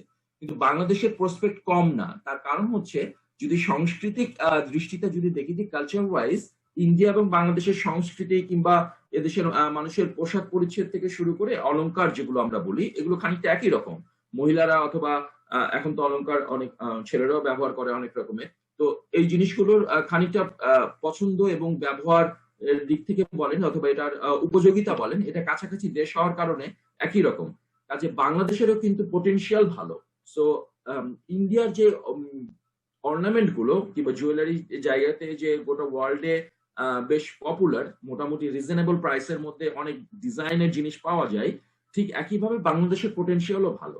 সো এই ইন্ডাস্ট্রিতে কেউ যদি ইনভলভ হতে চায় এবং যদি এক্সপোর্ট মার্কেটে সে যদি যেতে পারে তাহলে পোটেনশিয়াল অনেক বেশি। এবং আমি বলবো যে জুয়েলারি মার্কেটে যদি আপনারা মনে করেন যে প্ল্যান করবেন, লোকালি প্ল্যান দুভাবে হতে পারে, যে লোকাল মার্কেট বেস আপনি যে এলাকায় আছেন সেই এলাকায় একটা হতে পারে, আর আপনি যদি একটু বড় পরিসরে প্ল্যান করতে চান সেটাও হতে পারে। কিন্তু একেবারেই ব্যবসাতে যদি এখনই ঢুকতে চান তাহলে আপনি লোকাল মার্কেট থেকে শুরু করে আপনার প্রোডাক্টটা সম্পর্কে আপনার নিজেরও আরো ভালো ধারণা হবে, বাজার সম্পর্কে ধারণা হবে, কয়েক বছর পরে আপনি এক্সপোর্টে যেতে পারেন। বাট জুয়েলারি মার্কেটের যেটা আমি বলবো সম্ভাব্যতা কিংবা potential is very high as long as export market আর ইন্টারন্যাশনাল মার্কেট ইজ কনসার্ন, যে আপনার বিদেশে অনেক চাহিদা রয়েছে বাংলাদেশ, ইন্ডিয়া কিংবা সাবকন্টিনেন্টের তৈরি করা অলংকারের। কাজে আপনি এই ব্যাপারটা খেয়াল করতে পারেন। হ্যালো জি স্যার, আসসালামু আলাইকুম। ওয়ালাইকুম আসসালাম। স্যার, আমি জুয়েলারি নিয়ে কাজ করছি, সেটা হচ্ছে আমাদের এখানে প্রায় 300 বছর যাবত যে ভাকুরতার যে জুয়েলারিটা এখানে যে কারিগররা তৈরি করে থাকে, এটা হয়তো আপনি জানেন। ভাকুরতার জুয়েলারি নিয়েই আমি কাজ করতেছি, আমার নতুন বিজনেস। তো হয়তো ক্যামেরা বা অনেক কারণে আমার নতুন বিজনেস, তো এখন সবকিছু নিয়ে শুরু করতে পারিনি। এর জন্য আমার জুয়েলারির ছবিটা ওভাবে আমি মানে শো আপ করতে পারতেছি না, যার কারণে হয়তো আর পেজটাও, আমার ফেসবুকে পেজটাও নতুন। আমার পেজ মেইনলি আমি অনলাইনে বিজনেস করতেছি, তো আমি হয়তো আমার জুয়েলারি যে কালারটা বা এইটা মানে ডিজাইন, ওইটা হয়তো ওভাবে মানে দেখাতে পারতেছি না, এর জন্য হয়তো খুব ভালো সাড়া পাচ্ছি না। কিন্তু আশা করা যায় যে আমি খুব ভালো সাড়া পাবো, কারণ আমি চাচ্ছিলাম কারিগর দিয়ে আমি নিজে ডিজাইন দেখিয়ে দিব, আমার নিজের করা ডিজাইন বা নেট থেকে সেটা সাজেশন হিসেবে হতে পারে, এভাবে আমি কাজ করতে চাচ্ছি। বা এই বিষয়ে যদি আপনার কোনো পরামর্শ পেতাম তাহলে অনেক ভালো হতো। ধন্যবাদ, সুন্দর প্রশ্ন। আমি বলবো আপনার প্রশ্নের মধ্যে কিন্তু পরামর্শ লুকিয়ে রয়েছে। বিষয়টা হচ্ছে আপনি বলছেন কিন্তু অনলাইন বিজনেস করতে চান। সো অনলাইন বিজনেসের বড় একটা জায়গা হচ্ছে ব্র্যান্ডিং বা আপনার এক্সপোজার। সেটা হলো যে আপনি যে বলছিলেন ক্যামেরা কিংবা কোনো কারণে হয়তো ছবিগুলো ঠিক মতো তোলা যাচ্ছে না, ডিজাইনটাও ভালো মতো বোঝা যাচ্ছে না। রাইট। এটা কি স্যার, যেমন আমি যে জুয়েলারি গুলো নিচ্ছি সেম এখান থেকে অনেকেই জুয়েলারি নিয়ে, মানে তারা তো অনেক আগে থেকে তাদের একটা ব্র্যান্ড হয়ে গেছে, যেমন রানী, সাজি, এরা কিন্তু সেম আমার জায়গা থেকেই প্রোডাক্ট গুলো নিচ্ছে, বরঞ্চ ওদের চেয়ে আমারটা আরো ভালো হয় কোয়ালিটি বলেন। কারণ আমি নিজে অনেক সময় দেখা যায় নিজে বসে থেকেও যে কোথায় কোন স্টোনটা বসবে এই জিনিসগুলো আমি নিজে দেখাই দিয়েও করে নিয়ে আসি, কিন্তু দেখা যায় তাদেরটা একটা ব্র্যান্ড হয়ে গেছে, কিন্তু আমার প্রোডাক্ট তো এখনো ব্র্যান্ড হয়নি। এই ব্র্যান্ডিংটা আমি কিভাবে করব, এটা আমি কিছুদিন যাবত এইটাই ভাবতেছি। আমি মোটামুটি আরো কিছু প্রোডাক্ট নিয়ে কাজ করি, কিন্তু এটা আমার নিজস্ব এলাকার প্রোডাক্ট, তো আমি চাচ্ছি এটাকেই যে কোনো ভাবে সবার সামনে রিপ্রেজেন্ট করতে। তো আমি এটার ব্র্যান্ডিংটা কিভাবে করতে পারি স্যার? আচ্ছা, এই বিষয়ে আপনি আমার সাথে একটু কথা বলতে পারেন। জি, সালাউদ্দিন ভাই আপনি বলেন, তারপর আমি বলছি। আচ্ছা ঠিক আছে, হ্যাঁ বিথিপা, আমি একটু জাস্ট অ্যাড করে নিই, তারপরে বিথিপা আপনি। হ্যাঁ সালাউদ্দিন ভাই আপনি বলেন। হ্যাঁ থ্যাংক ইউ। আমি বলছিলাম যে আপনার নাম হাসনা হেনা, রাইট? হাসনা হেনা, জি হাসনা হেনা, আপনি যেটা বলছিলেন যে আপনি অনলাইনে বিজনেস করছেন, এবং আপনাকে আমি জানানোর জন্য বলি যে আপনি এখন তো তথ্য প্রযুক্তির যুগ, আপনাকে নিজেকেও একটু খেয়াল করতে হবে যে আসলে কিভাবে হয়। আমি ছোট্ট এই উদাহরণটা দিলে আপনি বুঝতে পারবেন। ম্যাকডোনাল্ডস কিংবা কেএফসি যেসব বড় ফুড চেইন আছে, ওরা যে ছবিগুলো আমাদের প্যাকেটের উপর দিয়ে রাখে, আপনারা দেখবেন যে আপনি ম্যাকডোনাল্ডসে যদি কিংবা কেএফসি তে কিংবা যে কোনো রেস্টুরেন্ট আপনি যদি খেতে যান, দেখবেন ওদের যে ছবিগুলো দেওয়া আছে, কিন্তু আপনি যখন ওই ডিশটা আপনি অর্ডার করবেন, আপনার কাছে যে খাবারটা আসবে দেখতে একরকম না। এবং মজার ব্যাপার হলো, যখন এই ছবিগুলো তোলা হয় খাবারের, এই খাবারের ভিতরে ওই জিনিসগুলো ঠিক মতো যেন দেখা যায় সেভাবে তৈরি করা হয়। ভিতরে একটা কিছু দিয়ে উঁচু করা হয়, ম্যাকডোনাল্ডস এর যে চিজ দেওয়া থাকে তার ভিতরে একটু প্লাস্টিক ভিতরে একটা দেওয়া হয় যেন ছবিটা সুন্দর আসে, ওটার মধ্যে একটু রং লাগানো হয়, ওপর দিয়ে একটু আলাদা করে তেল দেওয়া হয় যেন একটু চকচক করে। So all are this part of branding. এই কাজটা যে কেন করা হচ্ছে, আপনি যে বলছিলেন যে অনলাইনে করতে হলে আপনাকে অবশ্যই এটার উপরে গুরুত্ব দিতে হবে যে আপনার প্রত্যেকটা প্রোডাক্টের ছবি এবং আপনি যা যা করেন সেই জিনিসগুলো সবার সামনে ভিজিবল হয়। আপনি যে নিজে থেকে অনেক সময় বসে বসে স্টোন দিচ্ছেন, সেটা আমরা এখন জানলাম কারণ আপনি আমাদেরকে বলছেন। আপনার সব বায়ারদেরকে আপনি এই তথ্য পৌঁছাতে পারবেন না, কিন্তু আপনার জি। ফেসবুক পেজে এমন যদি কোনো ছবি থাকে কিংবা ভিডিও থাকে যেটাতে দেখা যাচ্ছে যে আপনার কারিগর যারা আছে যারা এটা করছে এবং তাদেরকে আপনি ইনস্ট্রাকশন দিচ্ছেন, এখানে পাশে লেখা আছে যে খুব আন্ডার ক্লোজ মনিটরিং আমাদের প্রত্যেকটা প্রোডাক্ট তৈরি হয়। আমরা প্রত্যেকটা প্রোডাক্ট আমরা খুবই যত্ন সহকারে তৈরি করি। যে কোনো মেসেজ আপনি যখন আপনার ফেসবুক পেজে এটা দিবেন, সবার কাছে জি এটা স্যার, আমি এরকম অনেক ভিডিও শেয়ার করি যেটা হচ্ছে ওখানকার কারিগররা বানাচ্ছে সেটার ভিডিও, প্লাস Right. ওখানকার খাঁচাগুলো মানে তৈরি করার আগে যে ম্যাটেরিয়াল গুলো ওগুলো সব আমি, বা ওরা যে জিপি কালারটা করাচ্ছে, মানে ওটার দুই ধরনের কালার হয়, ড্রাই কালার, জিপি কালার। জিপিটা হচ্ছে একদম আসল যেটা, তো ওই কালারটা যখন করে সেইটার ভিডিও গুলো আমি ছোট করে নিয়ে ওগুলো অনেক সময় পোস্ট করি, কিন্তু আমার পোস্ট এখনো পোস্ট করা হয় নাই, মানে পেজটা পোস্ট করা হয় নাই। প্লাস হচ্ছে মানে অনেক এইসব কারণে দেখা যায় আমার প্রোডাক্ট, আমি যেই প্রোডাক্ট গুলো এত স্বল্প মূল্যে দিচ্ছি এগুলাই দেখা যায় যাদের ব্র্যান্ড হয়ে গেছে অনেক হাই রেটে সেল করতেছে, বাট আমি ওভাবে পরিশ্রম কিন্তু আমার অনেক যাচ্ছে, আমি ওভাবে দেখা যায় প্রফিটও রাখতেছি না। কোম্পানির অথবা আপনার ব্র্যান্ডটা কি নাম? যে আমার পেজের নাম স্টার্লিং স্টাইল, আমি চাচ্ছিলাম যে আমার এই জুয়েলারিটাকে একটা ব্র্যান্ড করতে। তো আপনার জুয়েলারিটার ব্র্যান্ডটা কি স্টার্লিং স্টাইলই হবে, এই নামেই হবে? সেটা কি হলে ভালো হয় এটা তো আমি এখনো ভাবিনি। ব্র্যান্ডের নাম আসলে এমন হওয়া উচিত যেন সবাই সহজে মনে রাখতে পারবে এবং বলতেও হ্যাঁ, পারবে। হ্যাঁ। ছোট্ট একটা নাম, আমরা যেমন জি, বলি জি। আড়ং। হ্যাঁ, হ্যাঁ। আড়ং এর নামটা যদি হচ্ছে আমাদের ধরেন প্রিয় আড়ং এরকম যদি নাম হতো, একটা রং ছিল না যে কিছুদিন আগে একটা রং চেঞ্জ হয়েছে যেটা আমাদের রং ছিল, তারপরে মনে হয় যে কি নাম যেন হয়েছে ব্র্যান্ডটার নাম। তো যা হোক, তো আমি বলছি যে আপনার যে ব্র্যান্ড গুলো ডেভেলপ করেছে একই প্রোডাক্ট দিয়ে, ওদের দেখেন এক কথার একটা ছোট্ট ব্র্যান্ড আছে যেগুলো খুব সহজে ডেভেলপ করতে পারে। জি, জি। আমাদের যে উবার যে গাড়ির কোম্পানি আছে শেয়ার করতো, বাংলাদেশে উবারের যে ব্যবসা করেছে পাঠাও, কারণ উবারের মানে বাংলাদেশে আমাদের বুঝতে অসুবিধা হয়, পাঠাও মানে আমরা বুঝতে পারি যে পাঠাও। ব্যাপারটা এরকম যে আপনার ব্র্যান্ডটা যেন সহজে সবাই মনে রাখতে পারে ওইরকম একটা নাম লাগবে। আর আমার মনে হয় যে সেই ব্র্যান্ডের একটা লোগো খুব ইম্পর্টেন্ট, যেটা আপনার পেজে থাকবে, বারবার ওটা বুস্টিংটাও হয়। আর আপনি সবার সাথে কমিউনিকেট করলে আপনি এসএমএস এর কাজটাও করতে পারেন। আর আমি বলবো যে বিথি আপা যেটা আর কিছু মনে অ্যাড করতে চাচ্ছিলেন, কিন্তু ওনার কাছে আমার মনে হয় আপনি আরো ভালো সাজেশন পাবেন। It's all about ornaments. Please. Alpana Bithi আপা আপনি আছেন? হ্যাঁ ম্যাম, আলপনা ম্যাম, আপনার কাছ থেকে কিছু শুনতে চাচ্ছিলাম। হ্যালো।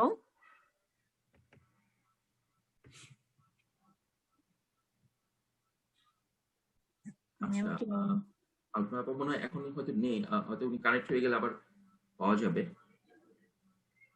জি স্যার, আমি আরেকটু জানতে চাচ্ছি হচ্ছে যে গোল্ড ইম্পোর্টের ক্ষেত্রে কি সরকারের কোনো সহযোগিতা আছে কিনা? গোল্ড ইম্পোর্টের ক্ষেত্রে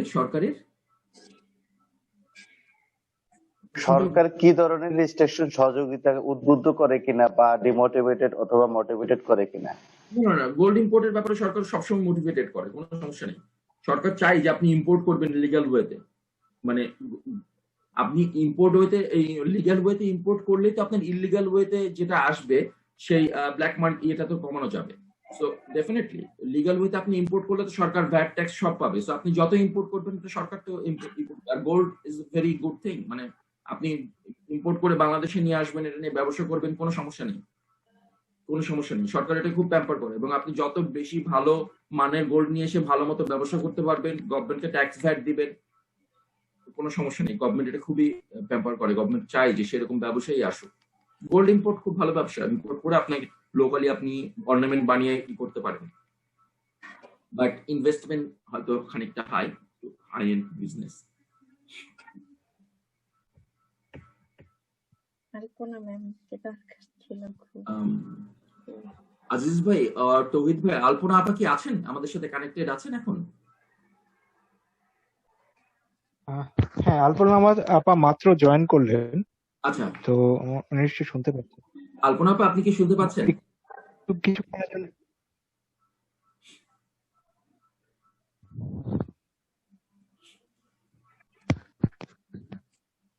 আলপনা আপু, আপনি শুনতে পাচ্ছেন?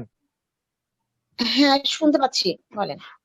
আলপনা আপা, ওই যে আচ্ছা হাসনাইনা আপা আমাদের অর্নামেন্ট নিয়ে ওনার ব্র্যান্ডিং নিয়ে কথা বলছিলেন, তো আমি আচ্ছা আচ্ছা। আমার জায়গা থেকে কিছু শেয়ার করেছি, আপনি মনে জি হয় ম্যাম, এটা হ্যাঁ, সাজেশন আমি চাচ্ছিলাম। আমি আমি যেটা বলতে চাচ্ছিলাম, মানে আপনি অলরেডি বলে ফেলেছেন, ওইটাই আমি আর একটা বিষয় যে উনি বলছিলেন ওনার ছবিটা ভালো আসছে না, তো সেক্ষেত্রে আর যেহেতু উনি নতুন এই প্ল্যাটফর্মে, তো ওনার জি জি ম্যাম। ফটোগ্রাফিটা প্রফেশনাল হলে ভালো হয়। প্রফেশনাল কাউকে দিয়ে যদি ফটোগ্রাফি করাই, ওনার যে ফেসবুক পেজটা বুস্টিং করানো বা ভালো একটা ওয়েবসাইট যদি আমরা ইউজ করি ওনার জন্য, মানে আপনি যদি করতে পারেন, আর নামটা একটু ব্র্যান্ড আকারে যদি আপনি নেন, একটা হোস্টিং বা ডোমেইন কিনে ফেলেন, জি কিনে ম্যাম, এটা মানে দেখা যায় যে মানে কিভাবে আমার কাস্টমারদের কাছে আমি এই জিনিসটা পৌঁছাইতে পারি, পৌঁছাবেন। সেই হ্যাঁ, বিষয়ে যদি এই দিদা বিষয়টা কোনো আমি হেল্প বলছিলাম করতেন।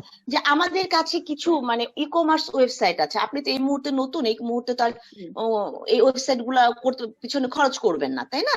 তো দেখা জি যায় যে ম্যাম, আপনার ফেসবুক একেবারেই থেকে নতুন। করে, হ্যাঁ, ফেসবুক থেকে বুস্টিং করবো, সেক্ষেত্রে আমরা কিছু কানেকশন করে দিতে পারি আপনার এই প্রোডাক্ট গুলো ওইসব ওয়েবসাইট গুলোতে। আপনি যদি ভেন্ডর হিসেবে দিতে পারেন বা আমাদের সাথে যোগাযোগ করে, আমার ঢাকা জেলায় যারা জুয়েলারি বা বিভিন্ন জায়গায় কাজ করে, যারা এসব নিয়ে কাজ করে, তাদের সাথে যদি লিঙ্ক করে আপনি করতে পারেন, আমার মনে হয় এটা আপনি দাঁড়ায় যাবে।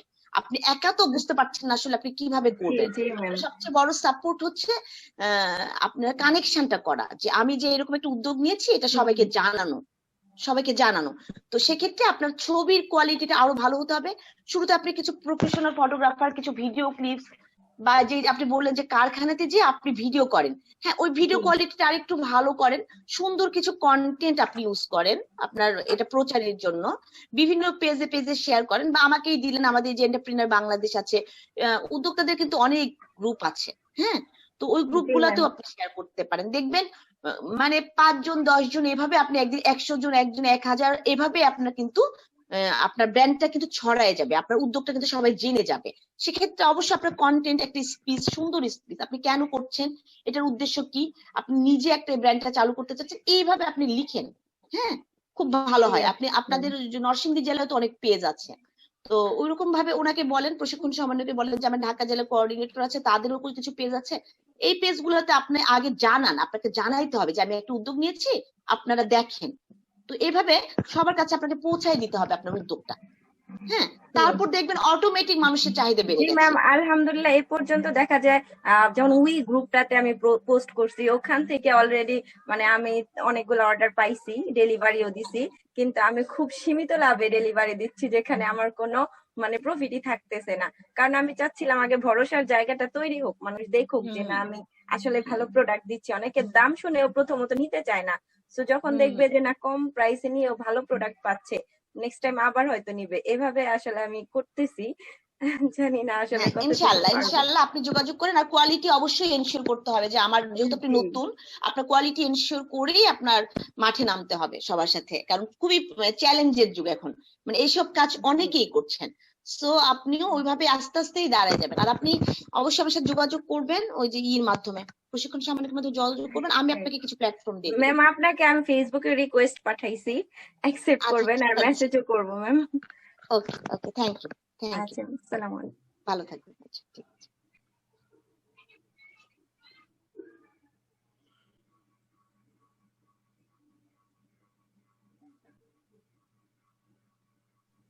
আর কারো কোনো কোশ্চেন যদি থাকে স্যারকে করতে পারেন আপনারা।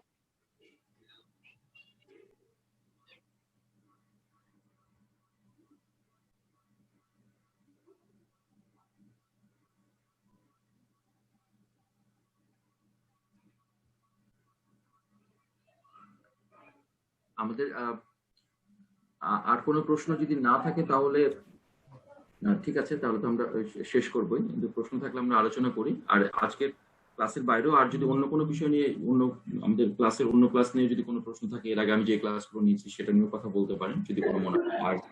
আর না থাকলে তাহলে আমি একটা কথা বলতে চাই। হ্যাঁ বলেন, কেউ কিছু বলতে চান বোধ হয়। স্যার আসসালামু আলাইকুম। জি ওয়ালাইকুম আসসালাম। স্যার আমি মোর্শেদা বেগম ঢাকা থেকে বলছি। জি বলেন। স্যার আমি আসলে কোনো কোশ্চেন করতে চাচ্ছি না, আপনাকে একটু ধন্যবাদ জানাতে চাচ্ছি। স্যার আমি 6টা ক্লাস ঠিক টাইমে ঢুকেছিলাম, অপেক্ষা করতে করতে পরে একবার ভাবছিলাম যে ক্লাসটা করব না, তারপরে অনেক ধৈর্য ধরে বসেছিলাম। তো স্যার এখন আসলে আমার আপনার ক্লাসটা করে আমার এত ভালো লাগছে যে মানে আপনি এই যে বিজনেসের ব্যাপারে একটা সততার কথা বলেছেন, এটা আমার খুব মানে একটা শিক্ষণীয় ব্যাপার। একটা পয়েন্টে আর কি আপনি আলোচনা করেছিলেন যে সরবরাহকারী এবং সংযোগ শিল্পের যে একটা ভালো করে হয়তো বুঝে বলতে পারতেছি না, যে একটি সততার ব্যাপার আপনি বলেছেন যে যে কোনো বিজনেস করতে হলে সততা থাকতে হবে, যেন প্রোডাক্টটা ভালো হয়, মানসম্মত হয় এবং মানুষ যেন একবার নিলে আবার ওইটার উপর বিশ্বাস আসে। যে কোনো ব্যাপারে, যে ওষুধ, তারপরে খাদ্যর ব্যাপারে, তারপরে কাপড়ের ব্যাপারে, মানে এগুলা আপনি আলোচনা করেছেন। তো আপনাকে ধন্যবাদ জানানোর জন্য কৃতজ্ঞ। আমার কোনো কোশ্চেন নেই। আপনি এমনিতে আজকে যথেষ্ট সময় দিয়েছেন আমাদের। সময় নিব না। আমারও ভালো লাগলো যে আপনার ভালো লেগেছে, এটা আমার জন্য অনেক সম্মানের, এবং আমার মনে হচ্ছে যে আজকে তাহলে আমি যে কষ্টটা করেছি, পরিশ্রমটা দিয়েছি, সেটা সার্থক হয়েছে। আরো সবার যদি ভালো লেগে থাকে, বাট আপনাকেও আমি আন্তরিকভাবে ধন্যবাদ জানাই যে এত কষ্ট করে আপনারা সন্ধ্যা থেকে বসেছিলেন। আপনি একসময় মনেও হয়েছে, আপনি বললেন যে আজকে আর ক্লাসটা করবো না, তারপরে ক্লাসটা হবে না ভেবে আবার বের হয়ে গেছিলাম। আলপনা ম্যামও বলেছিল যে আবার 7টায় আর কি ইন করেছি। তা আবার ভাবছি যে ছুটি নিয়ে বের হয়ে যাবো, তারপরে আবার ক্লাসটা করলাম ধৈর্য সহকারে। কিন্তু আপনার অনেকগুলো কথা আমি লিখে নিয়েছি পয়েন্টগুলো, তো সবগুলো আমি বললাম না, আপনার সময় নষ্ট করবো না। আপনার একটা জিনিস আমার খুব ভালো লেগেছে, যে আপনি এত সুন্দর করে বুঝিয়েছেন যে আসলে বিজনেস করতে হলে একটা সততা। আমি আজকে একটা জিনিস কারো কাছে সেল দেওয়ার পরে ওটা যদি প্রতারিত হয় কেউ, হয়তো আমার ওই পণ্যটা নিবে না। আমি আসলে একটা শপ নিয়ে কাজ করার জন্য উদ্যোগ নিয়েছি, তো এই ট্রেনিংটা করে অনেক কিছু শিখতে পারছি। এইটুকুই স্যার, আপনাকে আর সময় নষ্ট করবেন না। অনেক ধন্যবাদ। অনেক ধন্যবাদ আপনাকে, খুবই ভালো লাগলো কথা বলে। আর যদি কেউ কিছু বলতে চান?